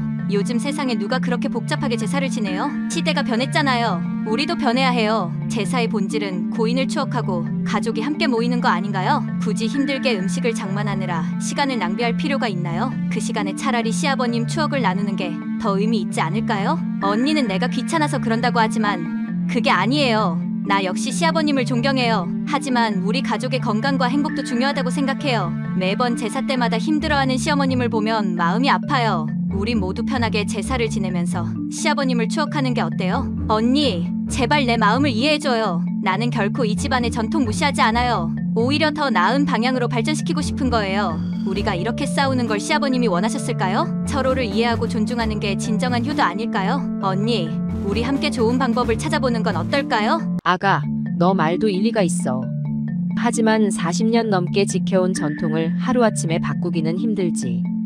너희 시아버지는 제사를 정말 중요하게 여기셨어. 돌아가시기 전까지도 항상 정성껏 준비하셨어. 그 마음을 생각하면 치킨으로 대체하는 건 너무 허술해 보여. 너가 제사 준비가 힘들다는 건 이해해. 나도 그 마음 잘 알아. 하지만 그렇다고 이렇게 급진적으로 바꾸는 건 옳지 않아. 우리 집 제사에는 다 의미가 있단다. 음식 하나하나에 너희 시아버지의 사랑이 담겨 있어. 그걸 한순간에 바꿔버리면 우리가 그동안 지켜온 모든 게 무너지는 것 같아. 며느리야, 너의 좋은 뜻은 알겠어. 하지만 우리 가족의 역사와 전통도 존중해 주었으면 좋겠구나. 천천히 변화해 나가는 건 어떨까? 갑자기 치킨으로 바꾸는 건 너무 극단적이야. 너가 우리 가족을 위해 걱정하는 마음은 고마워. 하지만 제사는 단순히 음식을 차리는 게 아니라 우리의 정성과 마음을 담는 거란다. 그 과정에서 우리가 조상님을 생각하고 가족의 소중함을 느끼는 거야. 너 의견을 완전히 무시하는 건 아니지만 좀 더 신중하게 생각해보자. 우리 모두가 납득할 수 있는 방법을 찾아보는 게 어떨까? 다 내 말 좀 들어봐. 둘 다 맞는 말 하는 것 같은데 왜 이렇게 싸우는 거야? 아버지도 이러는 거 원치 않으셨을 거야. 우리 가족이 화목하길 바라셨잖아. 제사의 의미가 뭐야? 아버지를 추억하고 가족이 하나 되는 거 아니야? 근데 지금 우리 모습을 봐. 서로 헐뜯고 비난하고 있잖아. 이게 과연 아버지가 바라시던 모습일까? 엄마, 누나, 집사람의 제안을 완전히 무시하지 말고 한번 고려해보는 건 어때? 갑자기 치킨으로 바꾸는 건 좀 극단적일 수 있지만 조금씩 간소화하는 것도 나쁘지 않을 것 같아. 우리 모두가 편하게 제사를 지낼 수 있다면 그게 오히려 아버지도 좋아하시지 않을까? 서로의 입장을 이해하고 타협점을 찾아보자. 이렇게 계속 다투다간 우리 가족이 분열될 것 같아 걱정돼. 누나, 집사람 말도 들어봐. 시대가 변하는 건 사실이잖아. 우리도 조금은 변해야 하는 거 아닐까? 그렇다고 갑자기 치킨으로 바꾸자는 건 너무 과한 것 같아. 천천히 바꿔나가는 게 어떨까? 우리 모두 아버지를 사랑하고 존경하는 마음은 같을 거야. 그 마음만 있다면 방법은 얼마든지 찾을 수 있을 거야. 제발 싸우지 말고 서로 이해하려고 노력해보자. 야, 지태야. 너는 대체 뭐야? 우리 편을 들어야 하는 거 아니야? 네가 아버지 아들 맞아? 어떻게 이런 상황에서 중립을 지키겠다는 거야? 너도 제 편이야? 아버지께서 우리를 어떻게 키우셨는지 기억 안 나? 매번 제사 때마다 얼마나 정성을 들이셨는지 잊었어? 넌 그동안 아버지가 우리에게 가르쳐주신 모든 걸 부정하는 거야? 우리 가문의 전통이 그렇게 쉽게 무너져도 괜찮다고 생각하는 거야? 와이프가 치킨 좀 시키자고 하니까 네 양심도 팔아버리는 거야? 너 정말 실망이다. 아버지가 살아계셨다면 얼마나 슬퍼하셨을지 생각해봤어? 그리고 뭐? 시대가 변했다고? 그래서 우리의 뿌리까지 다 부정해야 한다고? 너는 그렇게 살아도 괜찮아? 조상님들께 어떻게 설명할 건데? 아, 죄송해요. 요즘엔 다들 이래요. 나물 무칠 시간이 없어요. 이 치킨 맛있어요. 양념 반 후라이드 반 맛있게 드세요. 라고 할 거야? 정신 차려. 우리가 지켜온 전통에는 다 이유가 있어. 그걸 네가 모르는 척하면 어떡해? 너희들은 편하고 싶은 것뿐이지? 제사가 그렇게 쉽고 편한 게 아니야. 정성과 노력이 필요한 거라고. 그래야 진정한 의미가 있는 거야. 너희가 이렇게 하는 걸 보면 아버지가 얼마나 실망하실지 모르겠어. 나는 절대로 이런 식의 변화를 받아들일 수 없어. 너희가 어떻게 하든 나는 끝까지 우리의 전통을 지킬 거야. 전통 같은 소리 하고 있네. 그게 뭔데? 아버지 돌아가신 지 5년이나 됐는데 아직도 그 옛날 방식만 고집하는 게 전통이야? 우리가 언제까지 그렇게 살아야 돼? 세상이 어떻게 변하고 있는지 알아? 너는 그냥 네 고집만 부리는 거야. 아버지가 우리에게 가르쳐 주신 게 뭐였는지 기억해? 가족의 화합이었어. 근데 지금 너 하는 짓 좀 봐. 가족을 갈라놓고 있잖아. 이게 아버지가 원하셨던 거야? 그리고 뭐 내가 양심을 팔아먹었다고? 너야말로 양심은 어디다 팔아먹은 거야? 가족을 이해하고 배려하라는 게 아버지의 가르침 아니었어? 근데 넌 지금 뭐 하는 거야? 사람을 무시하고 비난하고. 이게 누나가 말하는 전통이야? 누나는 그냥 변화가 두려운 거야. 세상이 변하는 걸 인정하기 싫은 거라고. 우리 가족이 행복해지는 게 중요한 거 아니야? 꼭 그 복잡한 음식을 다 차려야만 효도하는 거야? 아버지는 우리가 행복하길 바라셨어. 그리고 말해봐. 너 정말로 그 모든 전통의 의미를 다 알아? 그냥 습관적으로 하는 거면서 왜 그렇게 고집 부리는 건데? 우리도 이제는 우리만의 방식으로 아버지를 기억하고 존경할 수 있어. 꼭 그 옛날 방식만이 답은 아니라고. 나는 누구 편도 아니야. 그냥 우리 가족이 화목했으면 좋겠어. 근데 넌 지금 그 화목을 깨고 있어. 이러다 우리 가족 다 망가지는 거 보고 싶어? 제발 정신 차리고 현실을 좀 봐. 말 같지도 않은 소리 하고 있네. 현실을 보려고 치킨을 시켜? 네가 말하는 현실이 뭔데? 우리 가족의 전통을 무시하고 편한 대로 사는 게 현실이야? 넌 대체 뭐 하는 거야? 동생이면 누나 편을 들어야지. 왜 저런 말도 안 되는 소리 편을 들어? 너 우리 아버지 아들 맞아? 아버지께서 우리를 어떻게 키우셨는지 기억 안 나? 그렇게 현실적이고 싶으면 차라리 제사를 아예 지내지 말자고 하지 그래? 어차피 귀찮고 불편한 거 아예 없애는 게 더 현실적이겠다. 그게 네가 말하는 현실이야? 우리 가족이 망가진다고? 지금 가족을 망가뜨리는 건 너희들이야. 아버지께서 그토록 소중히 여기시던 가치관을 이렇게 쉽게 저버리다니. 그리고 뭐? 우리가 고집을 부린다고? 우리는 그저 우리 가족의 전통을 지키려는 것뿐이야. 근데 너희는 뭐야? 편하게 살자고 모든 걸 내던지려고 해? 우리 가족을 위한다면서 오히려 가족을 갈라놓고 있잖아. 이게 너가 말하는 현실이니? 그리고 너 그렇게 살고 싶다면 너 혼자 살아. 왜 우리 가족의 전통까지 무너뜨리려고 해? 넌 우리 가족에 대한 예의도 책임감도 없는 것 같아. 정말 실망이다. 제발 정신 좀 차려. 너네가 지금 하는 행동은 이기적이고 무례해. 아니, 도대체 왜 이렇게들 고집 부리시는 거예요? 저도 이제 참을 만큼 참았어요. 언니, 전통 하시는데 그 전통이 뭐길래 이렇게 가족을 갈라놓는 거예요? 저 역시 시아버님을 존경해요. 하지만 지금 우리 모습 좀 보세요. 이게 시아버님이 원하셨던 가족의 모습인가요? 서로 헐뜯고 비난하고 이렇게 싸우는 게 효도예요? 제가 귀찮아서 그런다고요? 그렇게 오해하시니까 정말 화가 나네요. 저는 오히려 더 의미 있는 제사를 지내고 싶어서 이러는 거라고요. 음식 준비하느라 정작 시아버님을 추억할 시간은 없고 다들 피곤해서 짜증만 내고 이게 맞는 거예요? 어머니, 저희 의견을 그렇게 무시하시면 안 돼요. 우리도 이 가족의 일원이에요. 우리의 생각과 감정도 존중받아야 하는 거 아닌가요? 제 말이 과했다면 사과드릴게요. 하지만 이대로는 안 돼요. 우리 모두 조금씩 양보하고 타협해야 해요. 극단적인 변화는 안 된다고요? 그럼 조금씩 바꿔나가요. 하지만 변화는 꼭 필요해요. 이대로라면 제사 때마다 이렇게 싸우기만 할 텐데. 그럼 도대체 누구를 위한 제사인가요? 저는 더 이상 이렇게는 못 살겠어요. 우리 가족이 행복해야 하지 않나요? 서로 이해하고 존중하면서 우리만의 새로운 전통을 만들어가는 게 어떤가요? 제발 좀 생각해보세요. 아가, 이제 그만하면 됐다. 너 마음은 알겠지만 이건 너무 지나친 거 아니니? 치킨으로 제사를 지내자고? 너가 이 집에 시집 온 지 얼마나 됐다고 이렇게 큰 변화를 요구하는 거니? 네 시아버지가 돌아가신 지 겨우 5년밖에 안 됐어. 그분의 체온이 아직 식지도 않았는데 벌써 그분의 뜻을 저버리려고 하다니. 어쩜 마음이 그렇게도 야박하니? 난 너가 우리 가족을 위해 걱정한다는 건 알아. 하지만 이건 배려가 아니라 무례야. 제사는 그냥 형식적인 의례가 아니야. 우리 가족의 정신과 혼이 담긴 거라고. 그걸 치킨 몇 마리로 대체하겠다고? 너가 그렇게 편하게 살고 싶었다면 차라리 시집을 오지 말았어야지. 나도 시대가 변한다는 건 알아. 하지만 그렇다고 우리의 뿌리까지 부정할 순 없어. 너가 제안한 방식은 우리 가족에 대한 모욕이나 다름없어. 이제 와서 이런 말 하기 뭐하지만 넌 아직 우리 집안의 며느리로서 자격이 부족해 보여. 우리 가족의 전통과 가치를 이해하려는 노력은 하고 있는 거니? 다시 한번 생각해봐. 너가 지금 하는 행동이 과연 옳은 건지, 우리 가족을 위한 길인지. 변화가 필요하다면 천천히 서로 존중하면서 해나가야지. 이렇게 급하게 모든 걸 뒤엎으려고 하면 안 돼. 저한테 너무 막말하시는 거 아니에요. 막말은 무슨 막말? 시아버지 제사에 치킨 시키자는 게 말이야, 방구야?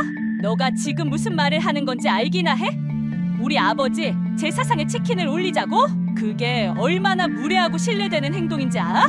너는 지금 우리 가족의 전통을 완전히 무시하고 있어. 그냥 편하게 살겠다고 모든 걸 내던지는 거잖아.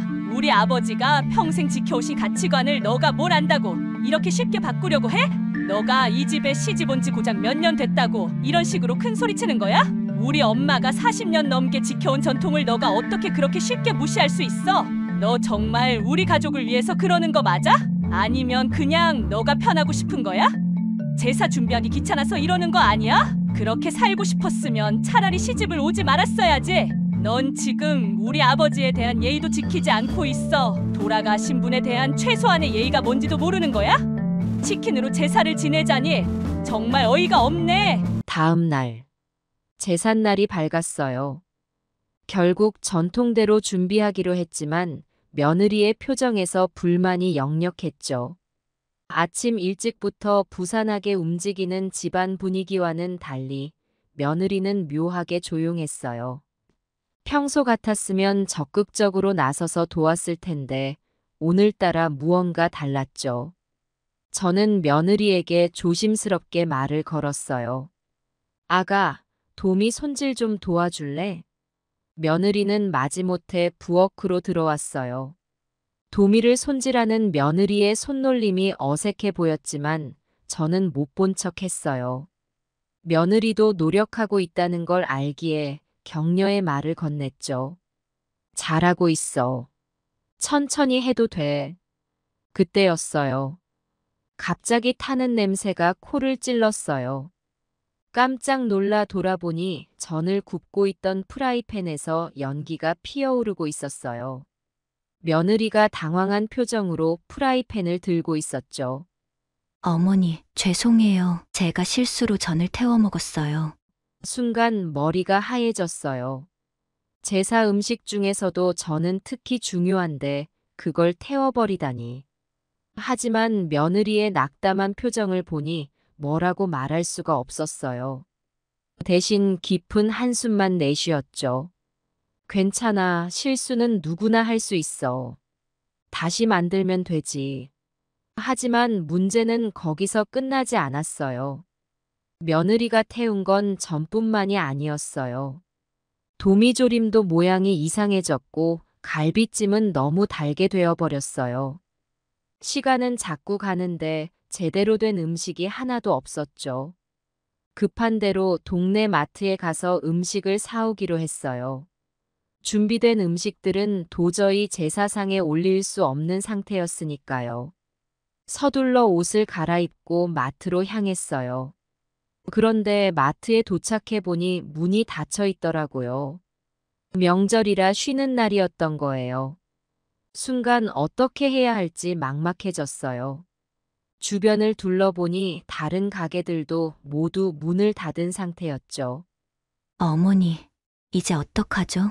며느리가 불안한 목소리로 물었어요. 저도 답을 찾지 못한 채 한숨만 내쉬었죠.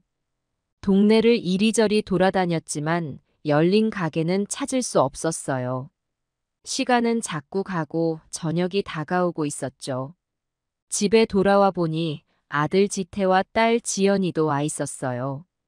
상황을 듣고 난 지연이는 발을 동동 굴렀죠. 엄마, 이럴 수가 있어요? 어떻게 아빠 제사상을 이렇게 엉망으로 만들 수가 있어요? 지연이의 말에 며느리의 얼굴이 붉어졌어요. 죄송하다는 말만 반복하는 며느리를 보니 마음이 아팠죠. 하지만 지금은 해결책을 찾는 게 급선무였어요. 시간은 자꾸 가고 저녁이 다가오고 있었어요. 집안에는 무거운 침묵이 내려앉았죠. 모두가 어떻게 해야 할지 몰라 난감해하고 있을 때 결국 며느리가 입을 열었어요. 어머니, 정 안 되면 치킨이라도 시켜야 하지 않을까요? 그 말을 듣는 순간 며칠 전 며느리와 나눴던 대화가 떠올랐어요. 그때는 단호히 거절했던 제안이었는데 지금은 그 말이 구원의 손길처럼 들리더라고요. 하지만 여전히 망설여졌어요. 남편 제사상에 치킨을 올린다니 도저히 상상할 수 없었거든요. 지연이가 벌떡 일어나 소리쳤어요. 안 돼요. 어떻게 아빠 제사상에 치킨을 올려요? 그건 너무하잖아요. 지태가 지연이를 말렸어요. 누나, 지금 상황에서 다른 방법이 있어? 시간도 없고 열린 가게도 없는데. 저는 한숨을 깊게 내쉬었어요. 정말 다른 방법이 없었죠. 결국 고개를 끄덕였어요. 그래, 어쩔 수 없지. 치킨을 시키자. 지연이는 끝까지 반대했지만 다른 방법이 없었어요. 치킨집에 전화를 걸었더니 다행히 영업 중이더라고요. 양념치킨과 후라이드 치킨을 주문했어요. 남편이 생전에 좋아하던 메뉴였죠. 주문을 하고 나니 갑자기 눈물이 나더라고요.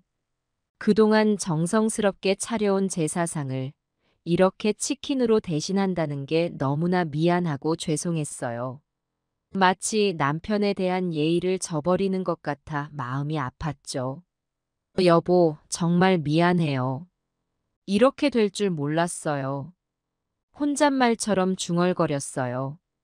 그때 지태가 다가와 제 어깨를 토닥였죠. 엄마, 너무 마음 아파하지 마세요. 아빠도 이해하실 거예요. 우리가 이렇게라도 아빠를 기억하고 있다는 게 중요한 거 아닐까요? 지태의 말에 고개를 끄덕였지만 여전히 마음 한구석이 무거웠어요.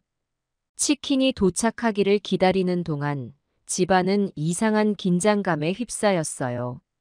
지연이는 계속해서 불만을 토로했고 며느리는 죄송하다는 말만 반복했죠. 지태는 그 사이에서 어찌할 바를 모르는 듯 했어요. 마침내 초인종이 울렸어요. 치킨이 도착한 거죠. 며느리가 서둘러 나가 치킨을 받아왔어요. 치킨 냄새가 집안에 가득 퍼졌죠. 평소 같았으면 군침 돌았을 냄새인데 오늘만큼은 그 냄새가 마음을 더 무겁게 만들었어요. 치킨을 제사상에 올리려는 순간 갑자기 울음이 터져 나왔어요. 40년 넘게 지켜온 전통이 이렇게 무너지는 걸 보니 너무나 서글펐죠. 가족들도 저와 같은 마음이었는지 모두 침묵 속에서 고개를 숙였어요. 여보, 정말 미안해요. 이렇게밖에 할 수 없어서. 용서해 주세요. 떨리는 목소리로 말했어요. 그리고 조심스럽게 치킨을 상 위에 올렸죠. 양념치킨과 후라이드 치킨, 그리고 간단히 준비한 몇 가지 반찬들. 평소에 풍성한 제사상과는 비교도 할 수 없을 만큼 초라해 보였어요. 하지만 어쩔 수 없었어요. 이것이 우리가 할 수 있는 최선이었으니까요. 가족들과 함께 절을 올리고 평소처럼 축문을 읽었어요. 축문을 읽는 내내 목이 메었죠. 남편에게 너무나 죄송한 마음에 눈물이 멈추지 않았어요. 제사를 마치고 나서 모두 함께 치킨을 나눠 먹었어요. 평소에 제사 음식을 나눠 먹을 때와는 전혀 다른 분위기였죠. 무거운 침묵 속에서 치킨을 먹는 우리 가족의 모습이 어쩐지 씁쓸해 보였어요. 남편이 좋아하던 도미조림 대신 양념치킨을, 정성스레 빚은 송편 대신 후라이드 치킨을 먹고 있자니 마음이 복잡했어요. 그러다 갑자기 지연이가 말하더라고요. 엄마, 이렇게 하니까 오히려 편하고 좋은 것 같아요. 아빠도 이해하실 거예요. 지연이의 말에 놀라 고개를 들었어요. 아까까지만 해도 격하게 반대하던 지연이가 갑자기 이런 말을 하니 어리둥절했죠. 지연이의 표정을 살펴보니 진심이 느껴졌어요. 평소 꼼꼼하고 철두철미한 성격의 지연이가 이런 말을 하다니 정말 놀라웠어요. 지태도 말했어요. 맛있다. 이 집 치킨 맛있네. 역시 치킨은 양념 반 후라이드 반이야. 지태는 평소에도 말수가 적은 편이었는데 오늘따라 적극적으로 의견을 내는 모습이 새삼 달라 보였어요. 치킨을 먹으며 미소 짓는 아들의 모습에서 남편의 모습이 겹쳐 보이더라고요. 남편도 살아생전에 치킨을 무척 좋아했거든요. 특히 양념치킨을 즐겨 드셨죠. 문득 남편이 치킨을 들고 환하게 웃던 모습이 떠올라 코끝이 찡해졌어요. 며느리도 동의했어요. 네, 어머니. 오히려 이런 상황 때문에 우리가 더 화목해지지 않을까요? 며느리의 말에 고개를 끄덕이며 생각에 잠겼어요. 처음에는 며느리의 제안에 화가 났지만 지금 와서 보니 오히려 고마운 마음이 들었어요. 이런 상황이 아니었다면 우리 가족이 이렇게 솔직하게 대화를 나누지 못했을지도 모르니까요.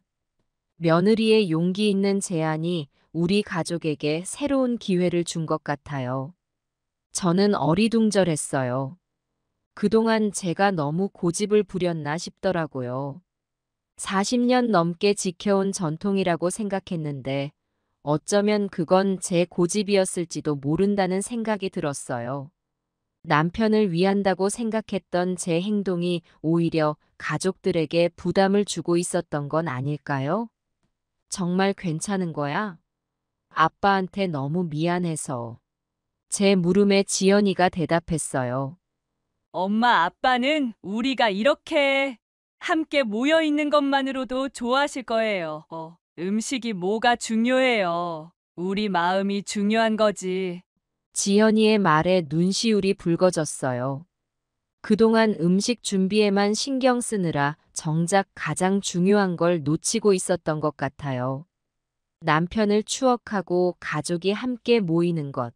그게 바로 제사의 진정한 의미였는데 말이에요.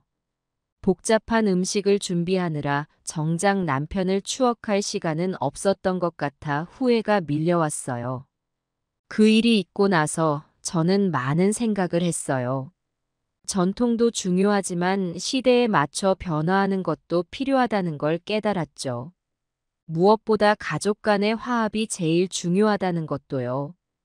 제사의 형식에 얽매여 정작 중요한 가족 간의 사랑을 놓치고 있었던 건 아닐까 하는 생각이 들었어요.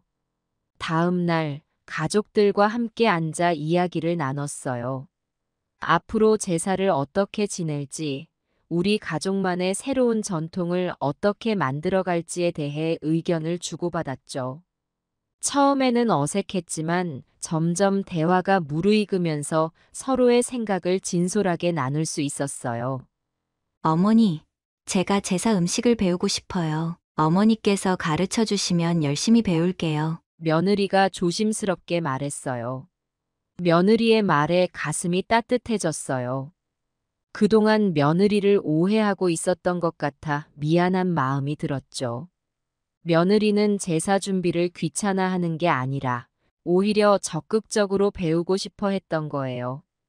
제가 먼저 다가가지 못한 것이 후회되더라고요. 그래, 다음부터는 함께 준비하자. 너가 잘하고 있다는 걸 이제야 알았어. 미안해. 지연이도 의견을 냈어요. 엄마, 우리가 다 함께 준비하면 어때요? 저도 요리를 배워볼게요.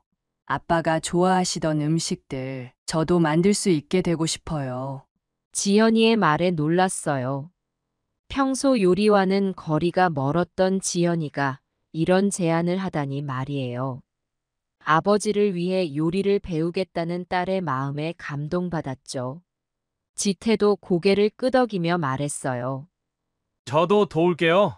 제가 잘하는 건 없지만 장복이라도 할게요. 평소 말없이 가만히 있던 지태가 이렇게 적극적으로 나서는 모습을 보니 기특했어요.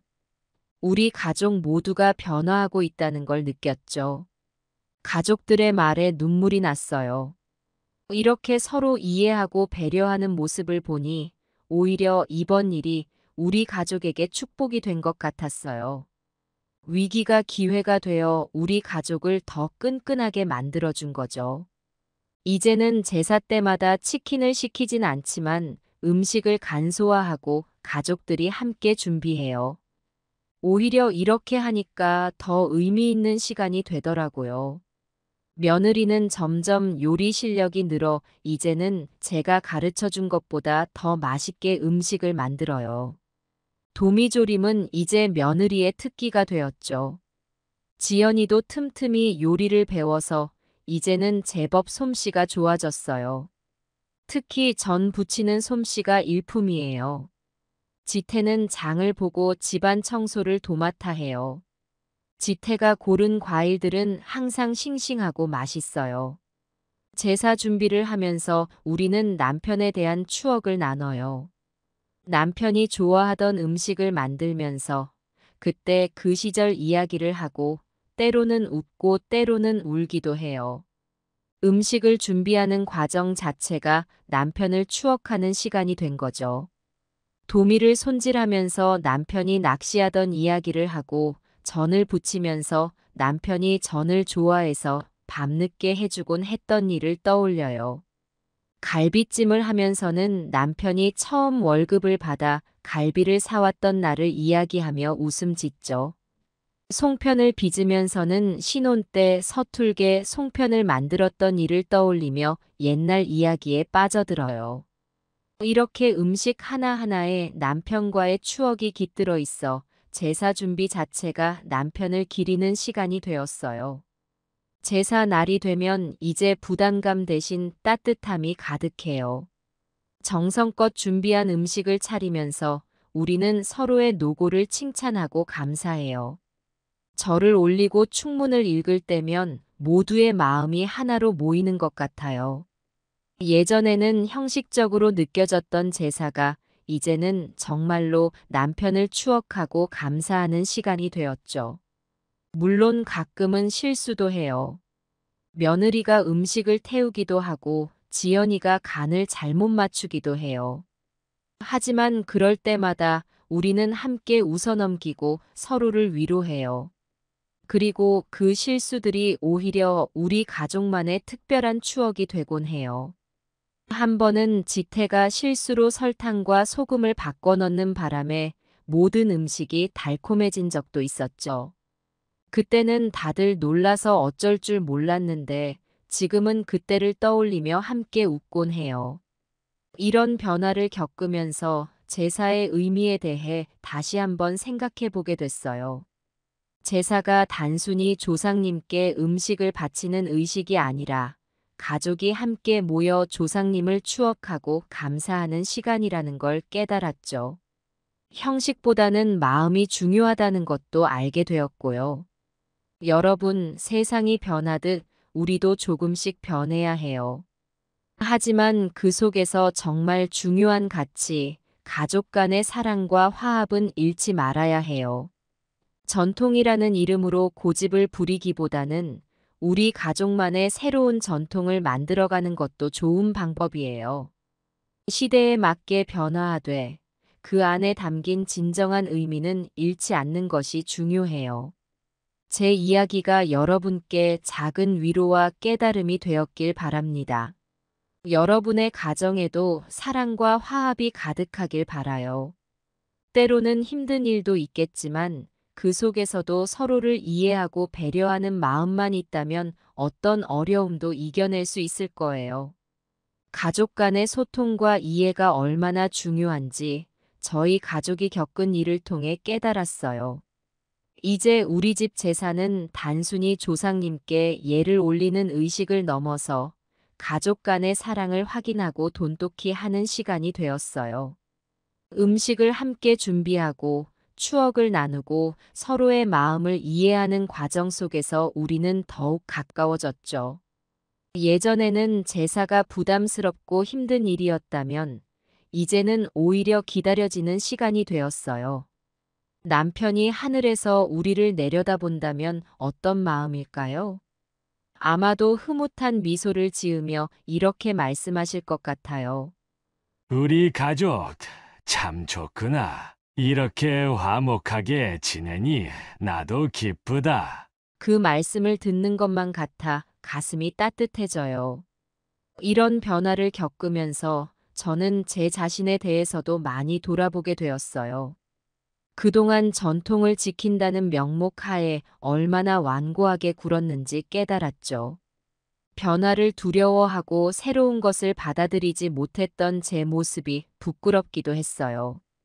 하지만 이제는 달라졌어요. 더 유연해지고 열린 마음을 가지게 되었죠. 며느리와의 관계도 많이 좋아졌어요. 예전에는 며느리를 가르치려고만 했는데 이제는 며느리에게 배우는 것도 많아요. 요즘 젊은 세대의 생각을 이해하게 되었고 그들의 방식에도 장점이 많다는 걸 알게 되었죠. 며느리의 아이디어로 제사 음식을 조금씩 바꿔보기도 해요. 건강에 좋은 재료를 사용한다든지 조리 방법을 간소화한다든지 하는 식으로요. 자녀들과의 관계도 더욱 돈독해졌어요. 지현이와 지태가 제사 준비에 적극적으로 참여하면서 그동안 몰랐던 그들의 모습을 새롭게 발견하게 되었죠. 지현이의 꼼꼼함과 지태의 센스가 제사 준비에 큰 도움이 되더라고요. 자식들과 함께 시간을 보내면서 서로에 대해 더 잘 알게 되었고 그만큼 이해의 폭도 넓어졌어요. 이제는 제사 때마다 작은 이벤트를 하기도 해요. 남편의 생전 모습을 담은 사진을 꺼내놓고 추억을 나누기도 하고 남편이 좋아하던 음악을 틀어놓기도 해요. 한 번은 손주들이 할아버지를 위해 그림을 그려 제사상에 올린 적도 있었죠. 그때 얼마나 가슴이 뭉클하던지. 이런 작은 변화들이 제사를 더욱 의미 있고 따뜻한 시간으로 만들어주고 있어요. 물론 아직도 가끔은 옛 습관이 나오려고 해요. 제사 음식이 부족하진 않을지, 절차를 제대로 지키고 있는지 걱정되기도 하죠. 하지만 그럴 때마다 가족들이 저를 다독여주고 안심시켜줘요. 엄마, 아빠는 우리 마음을 보실 거예요. 음식이 조금 부족해도 괜찮아요. 라고 말이에요. 이런 경험을 통해 저는 변화에 대한 두려움도 극복하게 되었어요. 세상은 계속 변하고 있고 우리도 그 변화에 적응해야 한다는 걸 알게 되었죠. 하지만 동시에 변하지 않아야 할 것들도 있다는 걸 깨달았어요. 가족 간의 사랑, 조상님에 대한 감사와 존경 같은 것들이요. 이제 저는 다른 분들께도 조언을 해드리곤 해요. 제사 때문에 고민하는 이웃들이나 친구들에게 제 경험을 들려주면서 형식에 얽매이지 말고 가족 간의 화합을 중요하게 여기라고 말씀드리죠. 처음에는 의아해 하시는 분들도 있지만 대부분 공감해 주시고 조금씩 변화를 시도하시더라고요. 여러분, 우리의 전통은 소중합니다. 하지만 그 전통의 본질을 잃지 않는 선에서 시대에 맞게 변화하는 것도 필요해요. 제사의 본질은 조상님을 기리고 가족이 화합하는 것이잖아요. 그 마음만 지킨다면 형식은 조금씩 바꿔나가도 괜찮아요. 제 이야기가 여러분께 작은 용기를 드렸으면 좋겠어요. 변화는 두렵지만 그 변화가 우리 가족을 더욱 행복하게 만들 수 있다는 걸 기억하세요. 여러분의 가정에도 사랑과 화합이 가득하길 바랍니다. 때로는 의견 충돌도 있고 갈등도 있겠지만 그 모든 것을 극복하고 더 단단해질 수 있을 거예요. 우리 가족이 그랬던 것처럼요. 앞으로도 우리 가족은 남편의 사랑을 기억하며 서로 아끼고 사랑하며 살아갈 거예요. 그리고 언젠가 다시 만날 그날을 기다리며 오늘도 행복하게 살아갈게요.